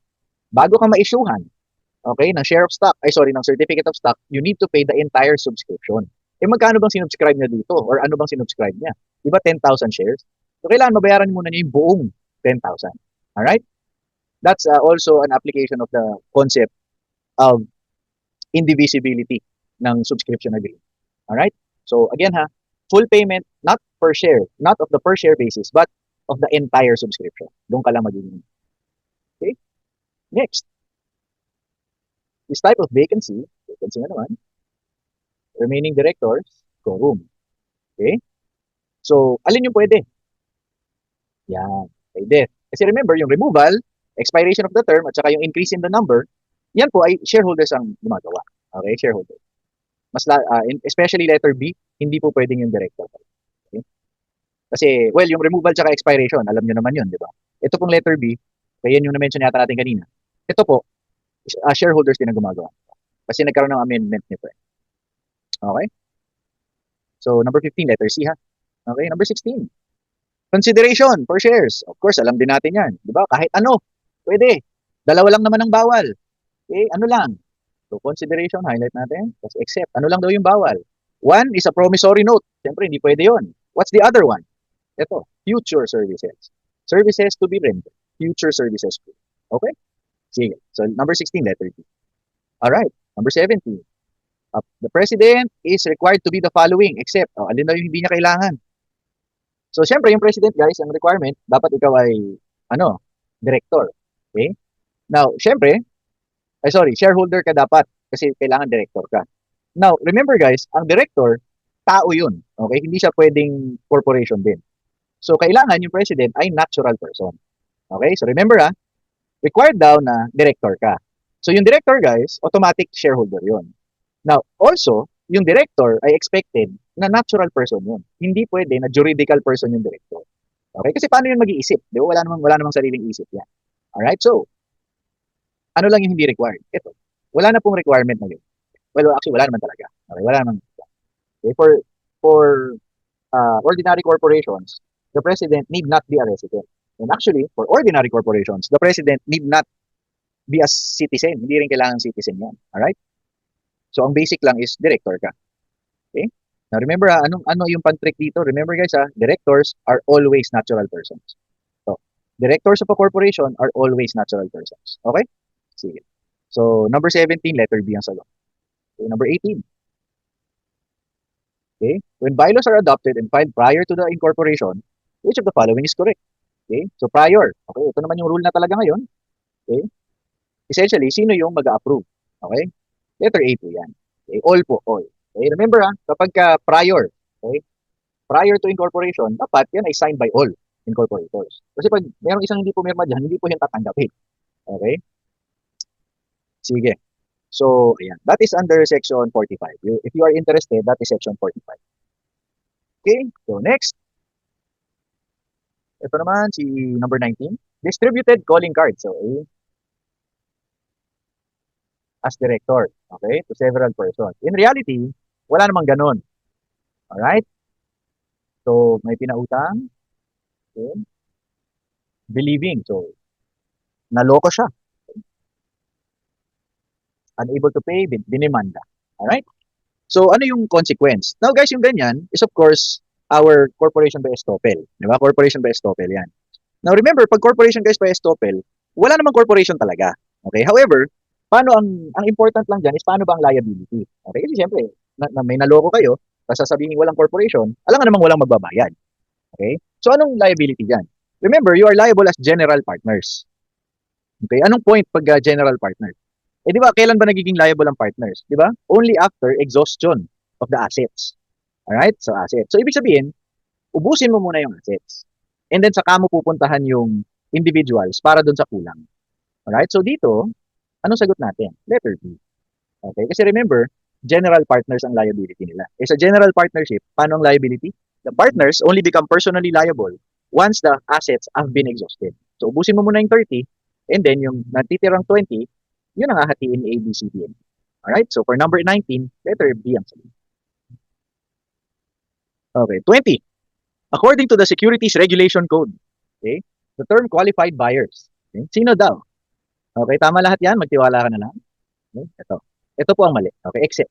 Hindi po pwede yan. Kasi, remember, yung qualified buyers, guys, kasama yan dun sa listahan natin ng mga exempt transactions. So, ibig sabihin, kapag daw ang bibili, okay, are qualified buyers, there is no need for registration. Okay, this is under Section 10, I think close to the last one. I think this is letter L. Right? So, remember, in SRC, okay, SRC, merong exempt securities, tas may exempt transactions. This one, si qualified buyer, yung sale papunta sa kanila, those are considered exempt transactions, which does away or which exempts the security or the transaction itself from the requirement of registration. Okay, so guys, pag may listahan tayo, I really hope that you familiarize yourself. Alright? Kasi I know it's impossible to memorize everything, pero dapat familiar ka dun sa listahan. Okay, para pag nakikita ng mata mo, memories are triggered. Alright? Sige. Number 20, letter A ang sagot. Yan po ay wala dun sa listahan. Okay? Sige. Next. A reporting company may be. Okay? Ano raw ang reporting company? Okay, registered issuer. Yes. Public company. Yes din. Alright? So, reporting company guys, yan yung covered ng 17.2. Okay? 17.2. So, both are true. Yung registered issuer, yan yung meron securities na naka-register doon sa SRC. Yung public company naman, ano yan? Dalawa yan, di ba? Dalawa po. Dalawa ibig sabihin yan. One, public whose securities are listed on an exchange. Or number two, yung 50, 200, 100. Yung corporations having at least 50 million in assets, okay, having at least 200 shareholders who own at least 100 shares of equity each. Okay? So yung public company po, dalawang ibig sabihin. You're listed on an exchange or 50, 200, 100. Alright? So that's number 21. Both are true. Alright. According to the Securities Regulation Code, in relation to fraudulent transactions, it shall be unlawful for any person in connection with the purchase of sale of securities to engage in the following. Okay, so fraudulent transactions daw, except. Alright? Now guys, this is a list. Alright, this is a list. Dalawa yan, section 26 at saka section 24. Alright? Now remember, yung fraudulent transactions, yan po ay section 26. Okay? Ano po yung laman nun? Marami. At kasama dun yung letter B, C, at D. Alright? Anong sagot natin dito? This one. Alright? Yung letter A po, hindi siya kasama sa fraudulent transaction, yung listahan. Okay? Rather, kasama siya dun sa mga acts na considered as manipulation of security prices, devices, and practices. Alright? Squeezing the float, tapos yung painting the tape, yan yun. Okay? Ano yun? Manipulation of prices yan. Okay? Hindi po siya kasama doon sa fraudulent transactions na tinatawag. In other words, meron pong ibang listahan to. Okay? So, I suggest, kailangan natin i-familiarize yung sarili natin doon sa mga listahan natin. Alright? So, meron pong listahan yung fraudulent transactions, that is section 26 of the SRC. Tapos ito naman, this is part of manipulation of security prices, nasa section 24 ito. Alright? So, pakitandaan na lang po yan ha. Okay. So, that's number 22. Okay, number 23. Okay, redeemable shares may vote in which of the following cases? Alright, so ang sagot po dito is nasa section 6 ng Corporation Code, no? Remember sa Corporation Code po, pag may mga voting, ang ibig diyan sabihin, normally, is yung, well, hindi kasali ang non-voting shares. Alright? However, meron pong listahan doon sa section 6 ng mga instances na voting and non-voting shares are allowed to vote. Okay? Ano yon? Kailan allowed or kailan kasali yung mga non-voting shares sa voting matters? Ano yon? Letter A, amendment of the Articles of Incorporation. B, adoption and amendment of bylaws. Ayun, kasali na sila. Alright? So again kahit po non-voting share, kasali dito. So, tuloy ko lang yung listahan para kumpleto ka. Ano pa? Sale, lease, exchange, mortgage, or other disposition of all or substantially all property. Okay? Creating, incurring, or increasing bonded indebtedness. Next, increase or decrease of authorized capital stock. Next, merger or consolidation. Alright? Next, investment of funds in another corporation or business. Okay? And lastly, dissolution. So yung mga instances na yun, okay, nasa section 6 po yan, pwedeng bumoto yung non-voting. Okay? So non-voting shares are allowed to vote in those instances. Alright? Sige. So number 23, letter C ang sagot. Okay, number 24 guys. Definition lang naman ito. Alright? So ayan. I'm sure alam mo na yan ay insider. Okay? So definition po ng insider yan. Again, yung insider, yung outsider, and regulator. Okay? So, if ngayon mo lang nakita yan, I suggest guys na familiarize yourself dun sa definition ng insider. Okay? Sige. Number 25. Okay, tender offer, not required except. So, kailan daw required yung tender offer? So guys, again, yung tender offer, meron tayong listahan, right? Meron tayong listahan kung kailan siya required. At the same time, may listahan rin tayo kung kailan hindi siya kailangan. Alright? So, anong rule natin? Kapag may mga listahan, we need to be familiar kung anong laman ng list. Alright?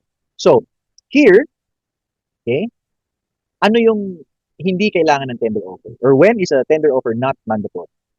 Sa A, sa B, sa A, sa C, at saka sa D. Alright? Nasa listahan yan. So, dun sa tatlong yan, A, C, and D, no need. Alright? So, ito po, kailangan mo ng tender offer. Bakit? Kasi, control. Okay? Sufficient to gain control. Kahit sa unissued pa yan, pero ito ang mangyayari. Okay? This one. Pagkalta natin. Sufficient to gain control. Kapag yan po ang mangyayari, what will happen? Mapipilitan kang mag-tender offer. Okay? Mapipilitan ka na mag-tender offer. Pag yan ang kalalabasan. Okay? Pag yan. Sufficient to gain control. Di ba remember sa mga listahan natin, yung control na yan, lumulutang naman parati. Alright? So please familiarize ourselves dun sa mga listahan na meron tayo. Okay? Next. Alright. According to SRC. Okay? Registration. Oops. Registration not apply to sale of any security in the following transactions. So, exempt transactions na naman. Okay? Now, guys, listahan po ito. Nasa section 10. Yung section 9 po, yan ay exempt securities. Yung section 10, those are exempt transactions. This is section 10. Okay?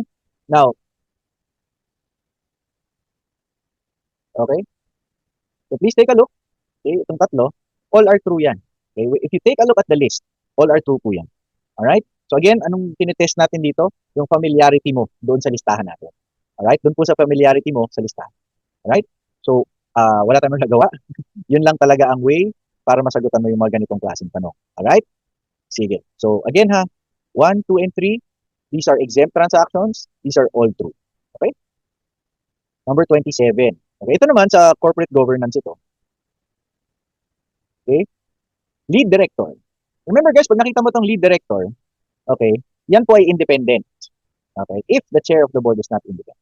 So, mangyayari lang yung lead director kapag yung chair ay, of course, hindi independent director. Alright? Now, kapag independent yung chair, you don't need to do this. Okay, wala na. Alright? Now, this commonly happens kapag yung chair at yung CEO ay one person. Kasi yung CEO, di ba, essentially siya yung in charge ng operations. Diba? Executive officer. So, gumagalaw yan. Involved yan sa day-to-day. Okay? Or at least part siya ng management. So, kaya kailangan mo ng lead director para merong mamabahala doon sa mga leader, doon sa mga independent natin. Alright? So, the functions of the lead director, the functions niya are the following except. So, ano bang ginagawa Okay? Ng lead director mo. Tama po lahat yan. Okay, tama lahat yan. Maliban na dito. Alright? A and C are correct. Except ito. Siyempre, hindi na rin tama yung B, di ba? Kasi all yan. So, yung letter B, convenes and chairs the meetings of, dapat po, yung non-executive lang. Kasi, kapag ikaw ay executive director, hindi ka pwedeng maging independent. Automatic yun, ha? Once you are an executive director, you are automatically not independent. Alright? So remember, yung lead director po, ang kanyang ang kanyang area of operation, so to speak, ay yung independent directors lang. Alright? So once again, pag executive director ka, automatic po, hindi ka na independent.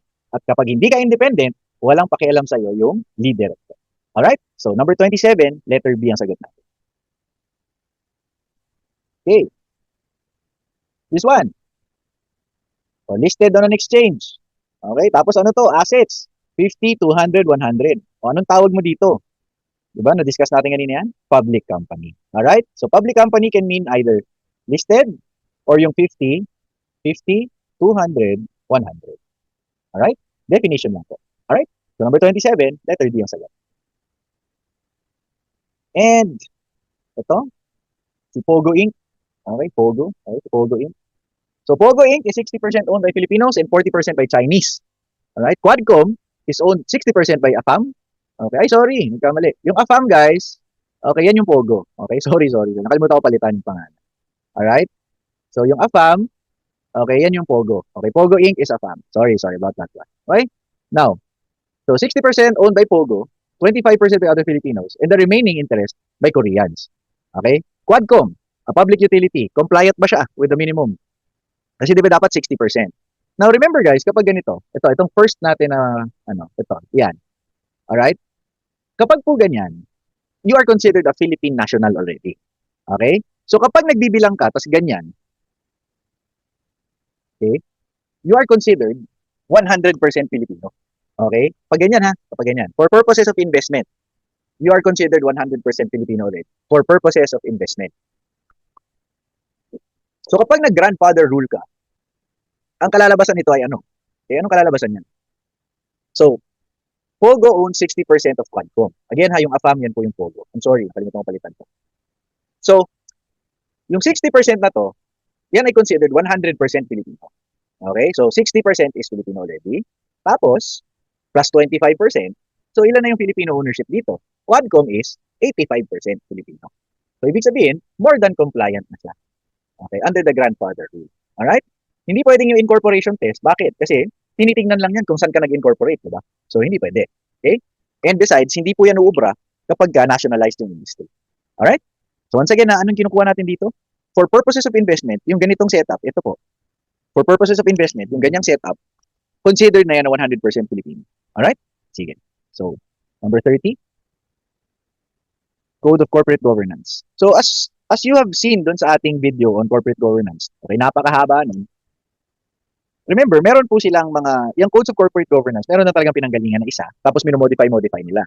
Ngayon, ang goal nila is what? Mag-issue ng separate for each industry, or at least each type of corporation there is. Now, a lot of the concepts there, or a lot of the principles in corporate governance, overlap. Halos lahat pare-pareho naman. Marami doon pare-pareho lang naman. Meron lang minor nuances. Ano yung minor nuances? Yung sa independent director is one of them. So, ito po yung original, sige, for public companies at saka for publicly listed at saka registered issues. Okay. So, please take a look. Okay, take a look. Doon sa original na code, minimum 2 independent. Kapag dito ka sa publicly listed, at least 3 na dapat at least 1/3, whichever is higher. Okay? Tapos kapag naman dito sa registered, at least 2, 1/3 of the board. Okay, whichever is higher. Alright? So, ano yan Okay, medyo may konting differences sila. Okay, may konting differences sila. Okay, paki-note lang ito. Okay, paki-note. While all of them require na may independent director sila, again, meron pong minor nuances. Ano yung minor nuances? Ito po. Okay? So, ito, magtiwala ka na lang. Tama lahat yan. Okay? Tama lahat yan? Yan po ang minor nuances with regard to independent directorship. Alright? So, tuloy natin. Nasa ba tayo? Kapit na. Alright. So, according to the cooperative code, termination of membership may occur. Okay? So, dito guys, of course, as you know, dun sa cooperative code natin, pwede ka maging open and voluntary membership. Of course, pwede ka sumali. Wala rin namang pipigil sa'yo kung gusto mo na umalis. Alright? However, meron lang konting may konting procedure lang kung paano siya. Okay? Now, remember lang guys na yung una, okay, this one, ang nagpamali dito, tama to lahat eh. Tama yan lahat except yung statement 1. Okay, bakit? Dapat po ito 60 days lang. Okay, 60-day notice lang. Okay, all the others, tama naman yan. Pwede ka naman talaga mag-withdraw. Pwedeng ito or pwedeng ito. However, dito po sa withdrawal, yung notice requirement ay 60 days lamang. Okay, so dito po, ang sagot natin, only 2 are true. Alright? Sige. Next. Ayun, nako. Alright? So remember, kapag ganito, huwag matakot. Okay, huwag matakot. Tingnan mo nang mabuti. Alright? Kung ano yung tinatanong. CDF. Okay, CDF. So ano nga yung CDF? Community Development Fund. Remember? Yan po yung 3%. Okay, 3% siya. Not less than 3% of the net surplus. So anong gagawin mo? Kailangan mo muna alamin yung net surplus. Alright? So, ang net surplus naman guys, yan lang yung parang net income mo dito. Oh, okay? So, computein mo siya, revenue minus expense lang. Alright? Now, so revenue is this one plus this. Alright? So, yan yung revenue mo, add mo yung tatlo, minus 714. Okay? Kapag ginawa mo yon, okay, pag ginawa mo yan, what happens? Nagkakaroon ka ng 180 na net surplus. And then all you have to do is multiply that by 3%. Ang lalabas, ito. Okay? So again guys, yung net surplus ng cooperative, it's similar to the computation of your net income. It's just revenue minus expenses. Alright? Although syempre, walang concept kasi ng retained earnings sa cooperative, iniipon mo siya in other places. And one of which is ito, yung Community Development Fund. Okay? 3% po ha? Okay, 3%. Sige. Next. Common bond of membership or yung common bond of interest na tinatawag. Alright? So, ano yun? Okay? Required kasi sa cooperative yan. Okay? Para makasali ka, you should have a common bond of membership or common bond of interest with other members, of course. So, alin yung pwede mong pagpilian? Okay? Alin daw yung hindi? So, remember, yung common bond na yan ay 4. Residential, occupational, associational, or institutional. Okay? So, again residential, occupational, associational, at institutional. So, syempre, yung choice na wala doon, ito, walang ganyan. Alright? Walang ganyan. So, again, listahan lang ito. Okay, kailangan lang nating i-familiarize yung sarili natin. Once again, ano yung 4? Residential, occupational, associational, and institutional. Alright? Sige. Next. Okay, which fund requires a minimum?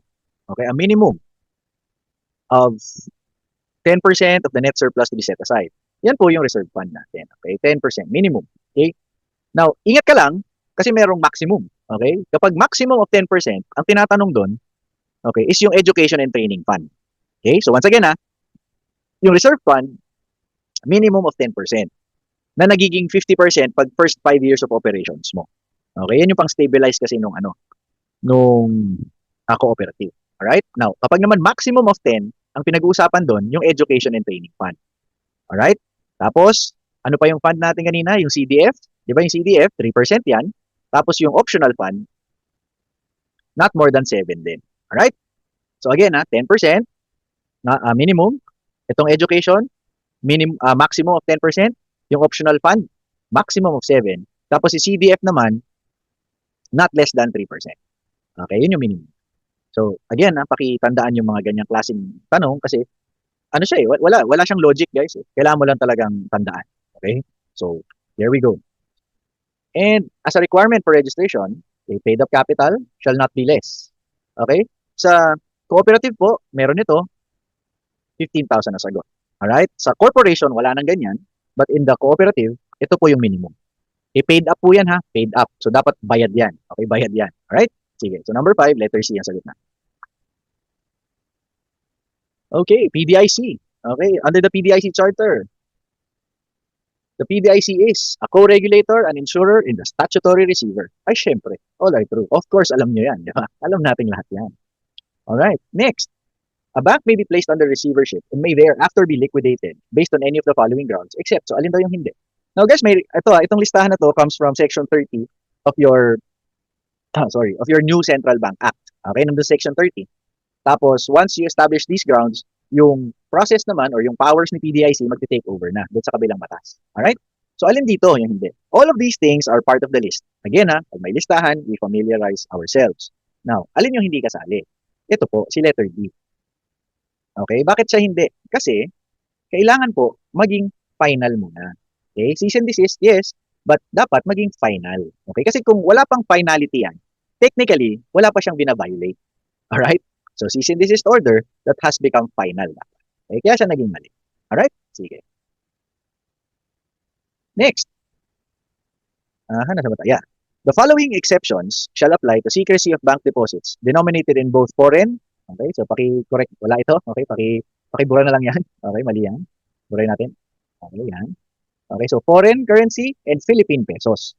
So ano rin yung common? Okay, ano yung common exception na nag-a-apply sa foreign currency at saka sa Philippine pesos? Alright? So, again, these are just parts of a list. So, kailangan natin i-familiarize yung sarili natin. Ano yung wala? Ano yung hindi common exception dito? This one. Si impeachment. Bakit? Kasi si impeachment, guys, applicable lang siya sa local currency or sa Philippine pesos. Alright? Yan lang ha. Siyempre, written permission, of course, applicable sa pareho yan. AMLA, alam natin, parehong pwedeng gamitin. Pero yung impeachment, yan po ay nakalagay lang mismo doon sa secrecy of bank deposits ng Philippine pesos. Alright? So, in this number, only 2 are true. Next, S, the creditor of B, filed and won a case for collection against B. Okay? The court ordered B's account be garnished in the amount of 100,000 to satisfy the judgment. So, natalo. Okay, natalo si B. So, garnishment. B objected on the ground that garnishment violated the law on secrecy. Of course, tama siya. Di ba remember, pag foreign currency, exempt from attachment, from garnishment, and any other compulsory process. Alright? Di ba, ano yan, generally ganyan, ang exception natin is very limited, yung kapag transient yung may-ari. Di ba? Now, dito wala naman sinabing ganun. So, tama siya. Na-exempt dapat yan. Alright? So, number 2, nasagot natin, letter D. Okay? Okay, next, Anti-Money Laundering Act. Now guys, the Financial Action Task Force is an intergovernmental body established in 1989 by ministers of members of several jurisdictions. The following statements pertain to FATF, except, alin lang daw yung FATF na statement na hindi applicable sa kanya. Alright? So, all of these things, guys, are part of FATF. Okay? Yung Global Money Laundering Watchdog, di ba? Yung watchdog na yan. Alright? Tapos it can set standards, kaya nga tayo sumusunod, di ba? May problems nga tayo dun sa pagiging part natin ng gray list. Paano tayo matatanggal dun? Susundan natin yung standard. Okay? Tapos, saan ba tayo? Collaboration, okay? Identify national level vulnerabilities. Alright? Kaya tayo, syempre, nagre-report tayo, kaya alam natin na tayo ay part ng gray list. So, alin lang dyan yung hindi function or hindi nagpo-pertain sa kanya? Of course, ito. Okay? Hindi siya ang gumagawa niyan, di ba? Freeze order at saka bank inquiry. Sino gumagawa niyan? Alright? Ang pwede lang gumawa niyan, of course, is our Anti-Money Laundering Council. Okay? Siya lang pwedeng gumawa niyan. Okay? So, again guys, ingat lang sa mga ganitong klaseng tanong. Okay? Now, next. Alright. Ito, okay? This one, freeze order na nanggaling sa Court of Appeals. Alright? So, alam natin yung procedure, di ba? Generally speaking, yung freeze order manggagaling sa Court of Appeals. So, 24 hours, yun yung time niya to act. Okay? It can be extended up to 6 months, no problem. Tapos, okay, tapos kapag ka nag-6 months na, ipso facto lifted. Kasi nga, yun yung maximum niya, di ba? So, meaning, kapag may freeze order, kailangan makapag-file sila ng kaso regarding money laundering within 6 months. Tapos hingi na lang sila ng asset preservation order. Okay, so ano yung mali dito? Kasi accept ang tanong, di ba? Accept. Ito po. Okay, bakit yan mali? Kasi, 20 days yung initial. Di ba? Pagka-issue, it shall be effective for 20 days. Tapos, pwede na lang i-extend to 6 months. Alright? 20 po ha, 20 days. Alright? Yan po yung freeze order na galing sa Court of Appeals. Alright? Alright, ito pala, bonus round. Okay, bonus round. So, ano raw yung Republic Act? Yung latest amendment? Of course. Oops, mali. Alright, of course, ito. Diba? 11521. Alright? So, bonus round, dapat alam natin. Next, covered transactions. Siguro naman. Alright? Now, Covered transaction, alam natin to, di ba? Alam natin to. Kapag covered yung transaction, you are that is automatically reported regardless of the circumstances. Basta mayroong threshold. Correct? Now, all of these things are false. Okay? Huwag ka magulat. Bakit? Kasi dahil dito. Okay? Dapat po, in excess. Okay? Hindi po at least ha, in excess. Alright? So, ingat. Okay? Sa mga ganitong klaseng tanong, you have to read carefully. Alright? Hinuhuli ka lang kapag ganyan. Kung binabasa mo ng buo. Kasi, I'm sure, marami sa atin, minamadali na ito. Okay? Kasi nakita 505 million, 7.5. Ano na yan? Covered. Hindi po. At least po yung nakalagay, mali yun. Alright? Dapat in excess. Alright? Sige. So, all are false. Next. Ito naman. Okay? This one naman, freeze order pa rin. Pero sino na nag-issue? Alright? Si AMLC. Alin daw yung hindi totoo tungkol sa freeze order na galing sa AMLC? Alright? Again, tama itong letter A for targeted financial sanctions. Tama, pwede siya. Correct? Now, circumstances warrant, civil forfeiture, pwede. Okay? Tapos no court except the Court of Appeals or the Supreme Court. Pwede rin po yan. Now, ano yung mali? Siyempre yung letter B. Remember guys, ito yan. The freeze order shall be effective until the basis for its issuance shall have been lifted. O di ba may pinanggagalingan to, di ba? Yung sa mga UN resolutions.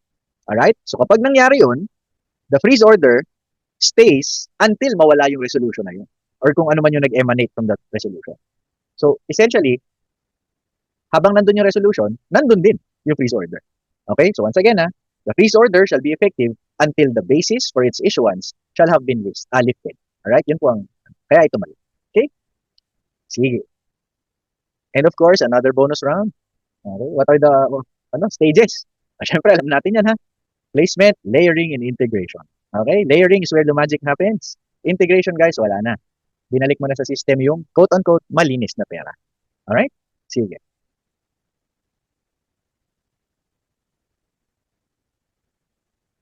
Alright. Next is our PRIA. Ano ba? Yeah. Debtor. Okay? Does not include except. Okay? So, alin daw yung debtor dyan? Okay? So, remember guys, ano lang ba yung excluded?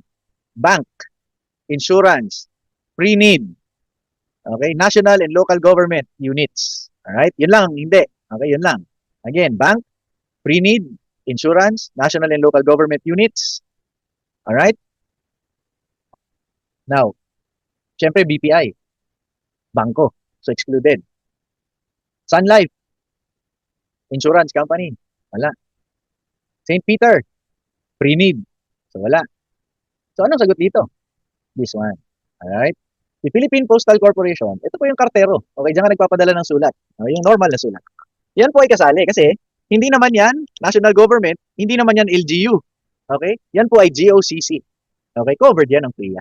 Okay, GOCC. Covered ng PRIA yan. Alright? Sige. So, ayun lang. So, that is an example na pwede mo tandaan. Alright? GOCC. Na wala naman sa charter niya na excluded siya. Alright? So, there. Number 2. According to PRIA, a petition for suspension of payment requires the following except. Okay? Ito po, again, listahan lang ito. Okay, listahan lang. Now, remember, pag suspension of payment, okay, hindi po pwedeng ganyan.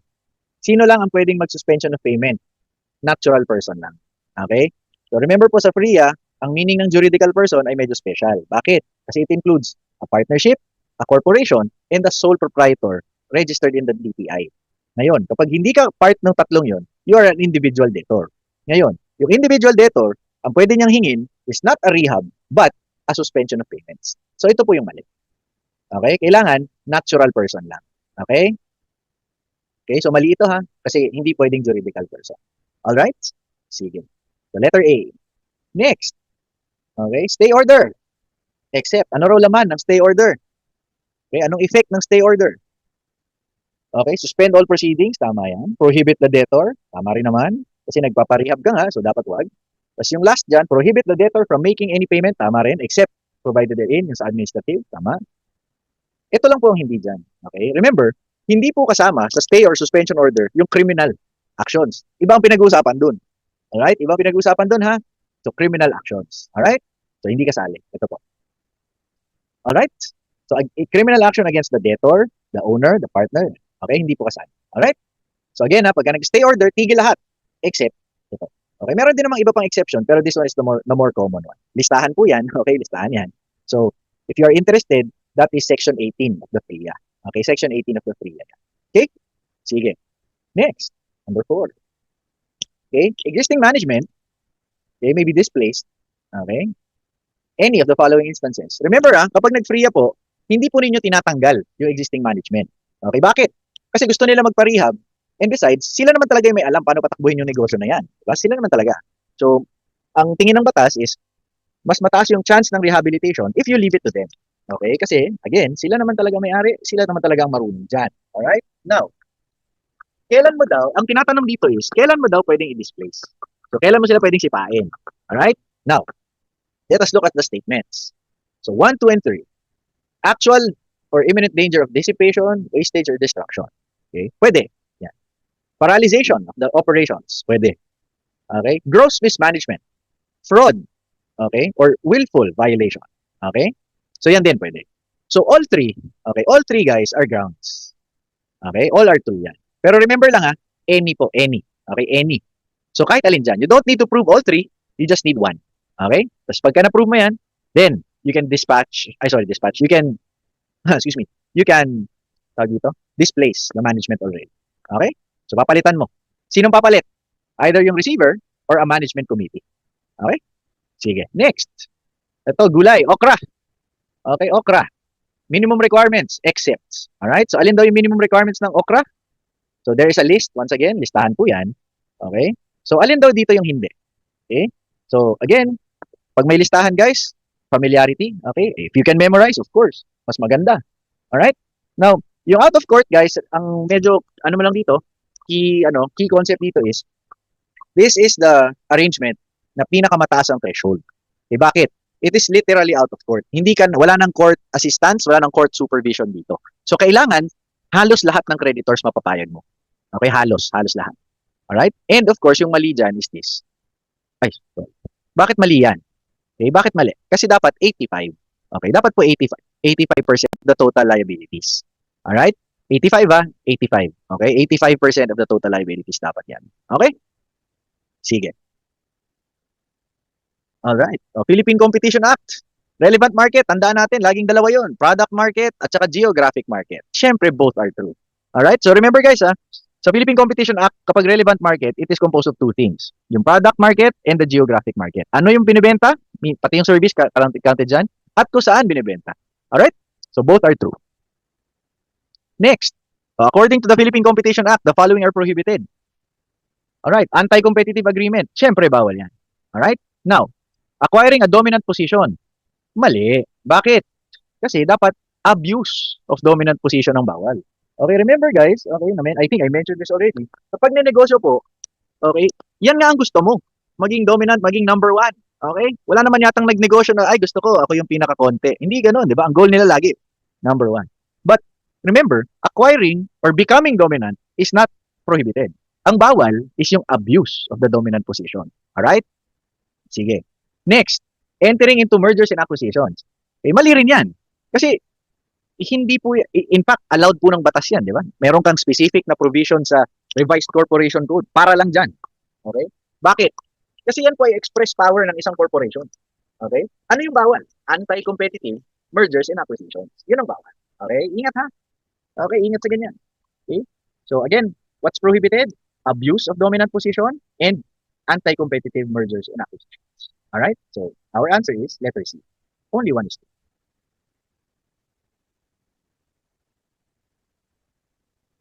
Next, government procurement. So, remember lang guys, this act has been repealed already. So, yung next round ng, kumbaga, yung mga susunod na review, hindi na po ito nga natin. Okay? But for this review at least, ang inaaral mo pa rin is the old one, which is 918. Okay? Now, tapos yung, okay, procurement, okay, shall apply to infra, goods, and consulting. Of course, all are true. Okay? So, tama yan. Bonus round lang para naman makapahinga ka ng konti. Di ba? Sige. So, next. All right. Insurance. All insurance contracts, the insured must have insurable interest. Tama naman. Di ba? In addition, The following are the other elements. Except. So, alin daw yung hindi? Okay? So, subject to the risk of loss, yan yung insurable interest mo. You assume the risk, the insurer. Okay, syempre, dapat pumayag siya. Okay, part of a general scheme, dapat yan ang negosyo niya. And, dapat may premium. Hindi pwede ito. Okay, wala pong insurance na hindi ka magbabayad ng premium. Okay? Unless meron kayong agreement somewhere. Kunyari may mga, ano ba to? Waiver of premiums, meron yan sa mga riders. Pero generally speaking, hindi pwede. Okay? So, ang insurance po, yung consideration, okay, yung consideration ng insurer para mag-assume siya ng risk, ay yung premium mismo. So, kung walang premium, walang consideration, what happens? Void ang contract. Okay? So, kulang yun. Right? So, this one is the answer. Next, according to our insurance code. Okay? So, ano to? Interest in property must exist from the time the insurance takes effect and all throughout until the loss occurs. Mali yan. Okay? Bakit? Ano ba dapat? Diba? When the insurance takes effect, okay, and when the loss occurs, but not in the meantime. So, pag property insurance po, sa simula and sa loss, doon lang kailangan na may interest ka. But in the middle, hindi kailangan. Okay? So, false ito. Pag naman okay, pag naman ito, life insurance, only when it takes effect but need not exist thereafter or when the first. Okay, tama yan. However, lahat ng choices natin mali. Okay? So, ang sagot ko dapat dito is letter D, pero nakalimutan kong paltan yung dapat yan is only 2 is true. Okay, dapat yan. So, ang true po dito is ito ha. Only 2 is true. So, paki-correct na lang ito. Bonus na lang uli yan. Alright? D ang sagot, dapat only 2 is true. Okay, true po dapat yan. True. Now, bakit? Kasi yung number 1, ito, dapat daw takes effect in at the time of the loss but not in the meantime. Kaya po ito false. Okay? Sige. Tapos, in a life insurance policy, proper presentation of documents, the claim for insurance must be settled within ilan? According to our law, 60 days. Alright? 60 days po yan. Alright? Now, yung sa naman, sa property insurance, okay, property insurance, 30 days after proof of loss is received, okay, and ascertained, okay, by the adjusters. Okay? So, pag life po, 60. Pagka property, generally 30 yon. Pero yung 30 po na yan, nag-start from the time na nag-file ka ng loss, proof of loss, at saka the damage has been ascertained. Okay? So, medyo mas complicated kapag non-life or property insurance. Alright. So, let's go. Labor. Okay, minimum wage. Okay, per day. Okay, this is per day. 2 hours between. Okay, may night shift differential, ibig sabihin. Alright? So, ang tinatanong sa'yo, magkano yung sweldo dun sa hours ng night shift differential? Alright? So, ang gagawin mo dyan, para malaman, is of course, yung sweldo natin is per day, dapat kunin mo muna yung per hour. Okay, kunin mo yung per hour. So, anong nangyari? So, 570 divided by 8, that gives us 71.25. Okay? Now, kapag regular day, of course, ang rate mo is 100%. Okay? Tapos, dahil may 2 hours ka na ganito, ano nangyayari? Meron kang 110. Okay? So, mangyayari, 71.25 times 110 times 2. Kasi 2 oras. Kaya po naging 156.75. Kapag special day naman, di ba may dagdag yan, nagiging 130 ang plus 30% ka. So, 71.25 times 130% times yung night shift differential times 110. Okay? Times 2, kasi 2 oras, you will get this. Alright? So, next mo naman is a holiday. Ang rate mo dyan is 200%. Okay? 200%. So, ang mangyari, 71.25. Okay? Tapos, times 200% times 110%. Ano mangyayari sa atin? 3131. Okay? So, para meron kang guide kung paano yung kino-compute, so, ilagyan natin ng notes dito.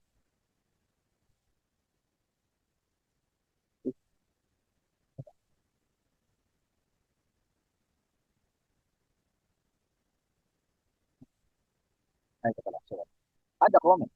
Okay, so, ilagyan natin dito. Para makita mo.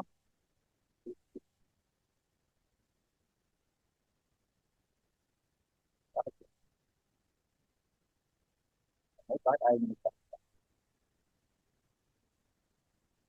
Sorry, ayaw nyo magpakita. So, paki-screenshot na lang once again. Divide it by 8 first. That's pag regular, times 110. Okay, kasi night shift. Pag special day, 130% ang rate mo. Times 110 times 2. Pag holiday, regular, Iwanan. Okay? Hindi ko alam bakit tayo nang pakita. Okay? Pero anyway, ano na, pause mo na lang, tapos screenshot mo lang. Alright?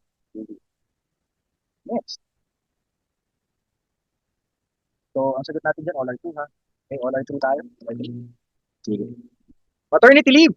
Okay, maternity leave. Female employee is entitled to, anong contingency niya? Pregnancy. Okay, female. So, live childbirth, 105 days. Okay, kasi remember ha, kapag ka solo parent, may plus 15 ka. Paid leave. Kapag naman miscarriage or emergency termination, 60 days. Paid leave. Now, ito. Be careful with this one. Oo, pwede ka mag-extend. Walang problema. Without pay. No problem. Option mo yan. However, this one is only applicable to live birth. Okay, live childbirth lang po yan. So therefore, ang sagot natin dito, only one is false. Ito po yung false. Okay, kasi ito ay applicable lang sa live childbirth. Okay, hindi po siya applicable sa miscarriage and emergency termination. Okay, so letter D. Alright, next is SSS. Okay, SSS. So, according to SSS, voluntary basis. Okay, tingnan lang natin kung alam mo yung ano. So, sino raw yung hindi pwedeng mag-voluntary basis? Okay, sino? Na OFW. Okay, tandaan. Ito pong lahat. Okay, ang trick dito is lahat 'yan compulsory ang coverage, correct? Pero may qualifier. Kasi tingnan mo, OFW upon termination of the contract. So hindi ka na compulsory. Employee separated from employment. Again, hindi ka na compulsory. Self-employed, no income in any given month. Hindi ka na rin compulsory. Alright? So remember kapag ganito, hindi na po compulsory ang membership nyo. Pero you are allowed to continue, okay, you are allowed to continue on a voluntary basis. Walang problema. Alright? So once again, kapag po hindi natin binasa ng buo, it seems na lahat yan compulsory. Okay? However, remember, termination ng contract, separation from employment, at no income, hindi ka na compulsory member, pero you are allowed to continue as a voluntary member. Okay? Now, next, ito, permanent partial and disability. Monthly pension, ito yung hindi, yung ano lang, for a given number of months lang, di ba? So guys, again, ito, wala tong logic. Kailangan mo lang talaga memoryahin yung table. Okay? Dito ka medyo malilito dyan. Magkaiba po yung treatment kapag loss of both ears at saka loss of hearing in both ears. Okay? Ito pong isa, yung literal na tenga mo natanggal. Ito namang isa, pwedeng may tenga ka pa, pero hindi ka na nakakarinig. Alright? So ano po yung mali dyan? Itong letter C. Okay? Ito yung letter C. Okay, bakit? Kasi dapat po yan ay 20 months. Okay, 20 months. Again, wala pong logic yan. May memoryahin mo lang talaga. Okay? Sige. Next.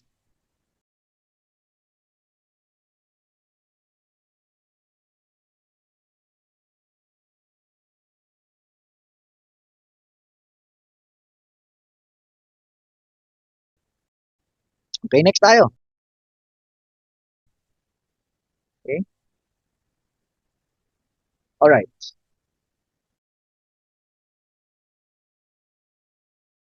Lapit na. O, consumer protection. Okay, consumer protection. Under the Lemon Law, the following causes of non-conformity shall exempt manufacturers and retailers from being held responsible. Alright? Now, ang problem dito, bonus na naman ito. Okay, sorry. Okay, bonus na naman ito. Bakit? Kasi po, okay, although yes, A, B, and C, tama naman. Damage to force, due to force majeure, hindi mo pwedeng gawing liable yung manufacturer dyan. Yes. Non-compliance with yung warranty obligations, of course, hindi mo pwedeng gawing liable. Kasi kasalanan mo yun eh. And modifications that are not authorized, of course. Okay? Ano yan, hindi mo sila pwedeng gawing liable. Dito, okay, abuse or neglect. Okay? Hindi rin yan magiging liable. Okay? Pero, ang pinupunteriya ko kasi dito is itong second part. Okay? Bonus na po itong number 1 ha? Kasi lahat yan, not liable sila. But please take note of this one. Okay? Please take note. Okay? Lahat po ito, again, exempt ang ano dyan, ang manufacturer, distributor, dealers, retailers, lahat sila ha. Pakipansin lang po ito. Remember, nag-a-apply lang po ang Lemon Law sa brand new. Okay? Ang Lemon Law po applicable lang sa brand new vehicles. Alright? Kaya siya naging lemon kasi brand new, dapat wala siyang defect, yun nga lang. Okay, meron. So, one of those things, yan po yung more commonly called factory defects. Pag may factory defect, lemon ang tawag doon. Alright? Now, again, bonus na po itong number 1 na to kasi nagkamali ako dito sa letter D. Alright? Kasi yung abuse or neglect, automatic na yun. Hindi naman siya kasama talaga. Ang pinupunteriya ko lang is yung second hand. Kasi po, kapag second hand ang vehicle mo, talagang walang liability yung manufacturer dyan. Kahit wala pang neglect or abuse. Pag second hand yan, wala silang pakialam doon. Okay? Brand new lang po ang affected. Alright? Now, ito po, okay, ito, okay, a consumer experiencing issues. Okay? Experiencing issues. Sorry, nasa ba? A customer experiencing issues, okay, with concerning a brand new motor vehicle may file suit based on, pag ganyan po pwede siya magdemanda. Okay? Anong pwede? Okay? Motor vehicle. Now, ganito yan guys. May na-release na Supreme Court decision. Okay? Kasi meron din sa Consumer Act na I think that's Article 100 if you're curious. Okay? Article 100. Okay? Meron siyang ano din doon. Meron ding paraan doon paano ka magdemanda. Okay? Na ngayon, kapag hindi naayos within 30 days, pwede kang humingi ng replacement, pwede kang humingi ng reimbursement, okay? Or pwede kang humingi ng proportionate price reduction. Okay? So replacement, reimbursement, at saka reduction. Yan yung 3 R's of consumer products. Okay? Ngayon, nung nagkaroon kasi ng Lemon Law, merong mga nagsasabi na yung Consumer Act daw ay hindi na applicable sa motor vehicle. Applicable siya to all other consumer products except a motor vehicle. Bakit? Kasi meron ng Lemon Law. However, according to our Supreme Court, hindi raw po ganun. Kahit na meron kang Lemon Law, applicable pa din yung Consumer Act. Ang only limitation lang ay alternative mo siya gagamitin. Ano ibig sabihin pag alternative? Pwede mong gamitin si Lemon Law or si Consumer Act. Pero hindi pwedeng sabay. At kapag nakapamili ka na, yun na ang gagamitin mo, hindi ka na pwedeng bumalik at gamitin yung isa. Alright? So ang answer po dito, you can file suit or pwede ka magdemanda based on either A or B, pero alternatively. Okay? Sige. Intellectual property. Alright, of course. Anong bawal dito? May not be the subject of copyright. Reality show. Okay, hindi pwede. Yung iba po dyan, nakalagay mismo yan dun. Okay, yung reality show guys, covered yan ng provision natin na unprotected subject matter na tinatawag. Okay, kasi yung format, okay, yung format po, that's an idea. Okay? Okay, it's probably, pwede mo rin siyang method or it's a concept. Kaya po pansinin nyo yung mga reality shows, parang pare-pareho lang naman ginagawa nila dun. Okay? Now, ang pwedeng i-cover ng copyright ay yung mga episodes nila. Okay? Kasi expression na yun ng idea. Okay? But the format itself ng reality show, hindi. Alright? Diba? I'm sure, nakapanood ka na sa ang katutak na reality show. I am sure also, okay, that you have noticed na halos pare-pareho naman yan. Okay? So once again, if it is an idea, a concept, a method, okay, hindi yan pwede. Okay, that is not the subject of copyright. Yung copyright po ay yung expression. Katulad nito, illustration, a computer program, okay, scholarly work, literary work, expressions na yan. Hindi na po siya limited sa idea. Alright? So, number 1, letter D. Now, the right of attribution, guys, alright, is part of what you call moral rights. Okay? Yan po yung, if you're interested, that is part of Section 193 ng IP Code, ng Intellectual Property Code. Ang point lang yan is, kahit na mag-license ka, binenta mo na yung economic rights mo. Okay, kunyari nagsulat ka ng libro. Okay, kunyari nagsulat ka ng libro. And then, you licensed the economic rights, meaning, pinayagan mo ng, yung copyright mo, pinayagan mo ng gamitin ng iba. It doesn't mean na nag-iiba yung authorship. Okay? So, kunyari, ako nagsulat, tapos ni-license ko kay Sir Brad yung libro. Hindi pwedeng mangyari na kapag pin-publish na yung libro, ay pwede na niyang ilagay na siya yung author. Kasi hindi niya pwedeng sabihin na, binenta mo na sa akin yung copyright mo, ibig sabihin, akin na to. Hindi ganun. Okay? Meron pong moral right na tinatawag. At ito po, hindi niya pwedeng ibenta to. Okay? And one of the moral rights is ito, yung right of attribution.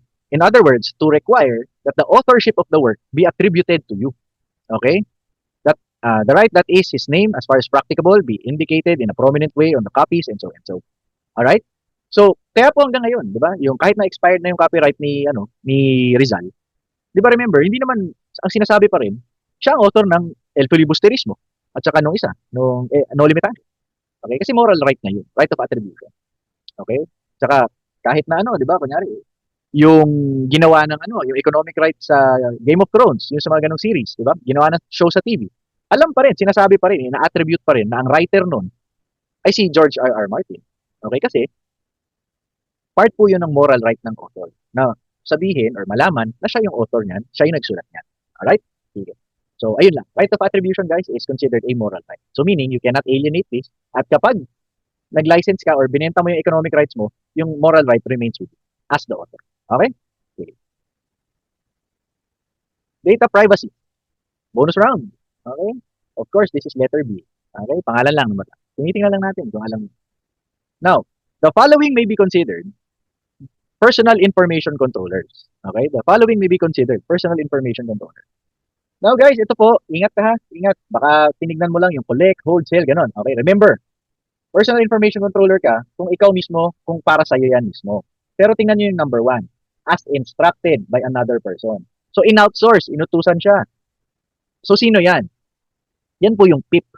Okay, PIP ito, yung statement 1. Personal Information Processor. Kasi inutusan ka lang eh. Alright? And number 2, ito po, okay, personal or family household affairs, yan po ay expressly excluded. Okay, nasa definition of terms po ito. Okay, nasa definition of terms lang, letter H, tapos yan, yung number 1, ito pong statement 1, yan yung H1, kasi itong 2, yan yung H2. Okay, these are expressly stated or expressly exempted doon sa ating definition of terms. That these two cannot be considered personal information controllers. So, anong sagot natin? Both are false. Okay, again, nasa definition of terms yan, letter H. Okay, so next. The following are considered what? Sensitive personal information. Okay? So remember yung personal information po natin, lahat yan. Okay? So marital status, of course, di ba? Nakalagay mismo yun doon. Driver's license, bakit siya sensitive? Kasi that is given by the government as peculiar to you. Kumbaga, unique yan sa'yo. Okay, yung driver's license number, yan po ay isa lang ang meron. Ikaw lang yun. Alright? So, again, that is sensitive. Ang kailangan mo lang bantayan, so probably baka hindi mo pa na-detect to. Okay? Personal information about your education is considered sensitive under our law. Okay? Kaya nga po ngayon medyo naging strict na yung mga grades ng mga tao, hindi na po pinapaskill sa mga bulletin board. Okay? Hindi na, 'di ba? Tsaka yung grades mo kailangan individually na binibigay sa mga students. Kasi according to our law, yung education mo or yung scholastic records, information about your education is actually considered sensitive. Alright? So meron yung additional qualifications kung paano may pa-process. Alright? So number 3 po, all are true yan. Okay, those are all part of the list. And again, this is part of the definition of terms. So kailangan po important po na alam natin yung definition of terms kahit aling batas pa yan. Okay? So if we cannot memorize it, understandable yon. But you have to be familiar.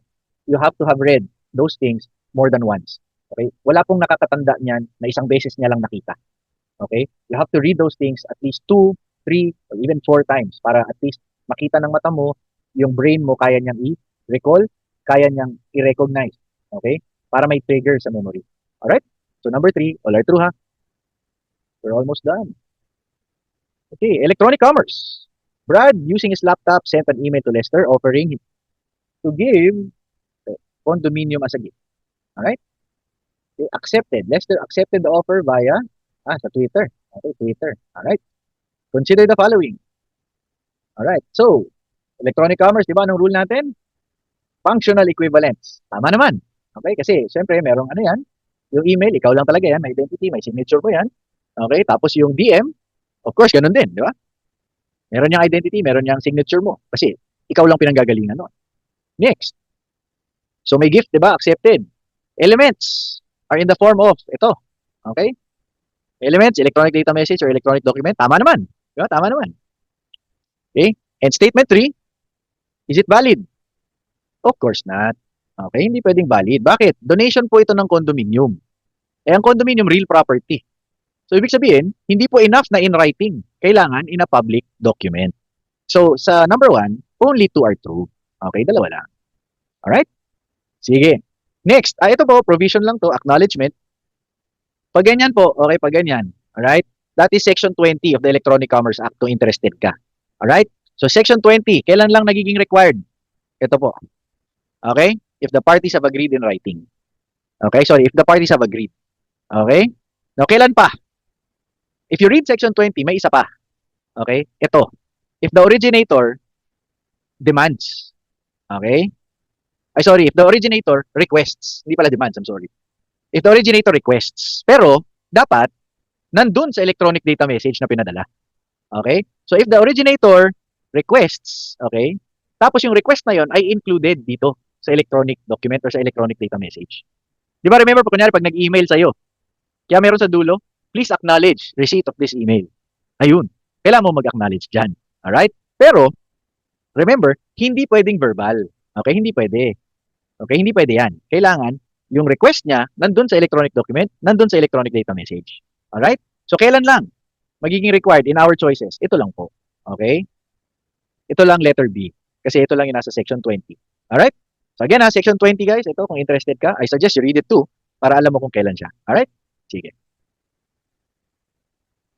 Ease of doing business. Okay, we're down to our last two. Now, ease of doing business guys, okay, applies to the following. I'm sure alam nyo to. Okay? Applicable kanino? Dito lang. Okay? Dito lang applicable. Bakit? Kasi kailangan part lang ng executive department. Hindi po ito pwedeng, hindi po siya applicable. If you take a look at our law and our rules, executive department lang siya applicable. So, sino ba ang executive department? Siyempre, hindi pwedeng yung House of Representatives. Okay, kung pinapanood mo yung yung mga hearing, hindi po kasi legislative department yon. At mas lalong hindi pwede sa Supreme Court kasi judiciary yan. Alright? So, ang sagot natin, only one is true. Again applicable lang sa executive department. Okay? And number 2, simple transactions shall be acted upon. Okay, within processing time stated which shall not be longer than. Yan guys, dapat nasa Citizens Charter natin yan. So again, 3 working days. So ito po yung 3720, di ba? Pagka simple, 3 days. Pag complex, 7. Pag dangerous or highly technical, 20. Pero remember, working days po. Okay? Hindi naman natin sila pipilitin. Kung walang trabaho ngayon, hindi mo bibilangin yon. Okay? 3 working days kasi. Alright? So that's it. Now guys, don't worry I-count mo lang yung scores mo. Tapos ang important dito is we take note doon sa mga mali. At aalamin natin kung bakit tayo mali. Alright? Normal lang guys yung may mga mali ka sa exam. Normal lang yun. Okay? Ang important lang, yung mga mali na yan, kailangan malaman natin kung bakit tayo mali at ano yung tamang sagot para kapag lumabas, alam natin kung ano yung isasagot na tama. Alright? Now, kailangan lang, okay, konting push na lang. Ano na tayo? Okay? We're almost at the end, at the finish line. And ang gusto ko lang ang request ko lang sa inyo guys is don't lose hope. Okay? At huwag kang tatamarin. Fight through the burnout kasi konti na lang, finish strong tayo. Alright? Finish strong po tayo. Alright? So, ayun lang guys. I'm open for questions. You know how to reach me. Sige. Good luck sa inyo.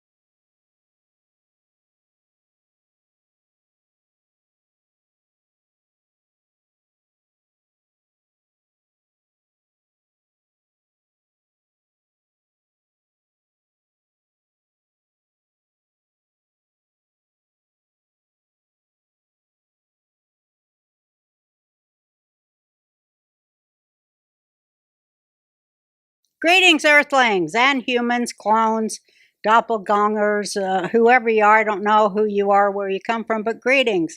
And especially to animals, because people are sending me videos of their animals loving my podcast, loving my voice, because animals are smarter than humans, as we all know. And they love my voice because they realize more than humans that a voice of intelligence finally has pierced this realm of unified bullshit. Welcome to the Roseanne Barr podcast. Oh, you see, my patience is growing thin. I'm so excited today because, as I told you many times before, I only like to interview geniuses, and I do have a great genius on with me today, but not just a genius and a hero. So welcome, please, General Mike Flynn. Wow, thank Hi. you so much. Hi, hello. I love cats and dogs. We want to talk about cats and dogs today. I love this is wonderful. So we made a special visit here to Texas just to come and do an in studio with you, and I'm just so in awe and an honor to be here with you today. So thank you very much. You guys are beautiful, and looking forward to the next hour or so and chatting, catching up on what's going on around the world. I can't wait. It's crazy. You know, as they always say about you, General Flynn knows where all the bodies are buried. Yeah. But before we start, I just want to say thank you. When I, went through the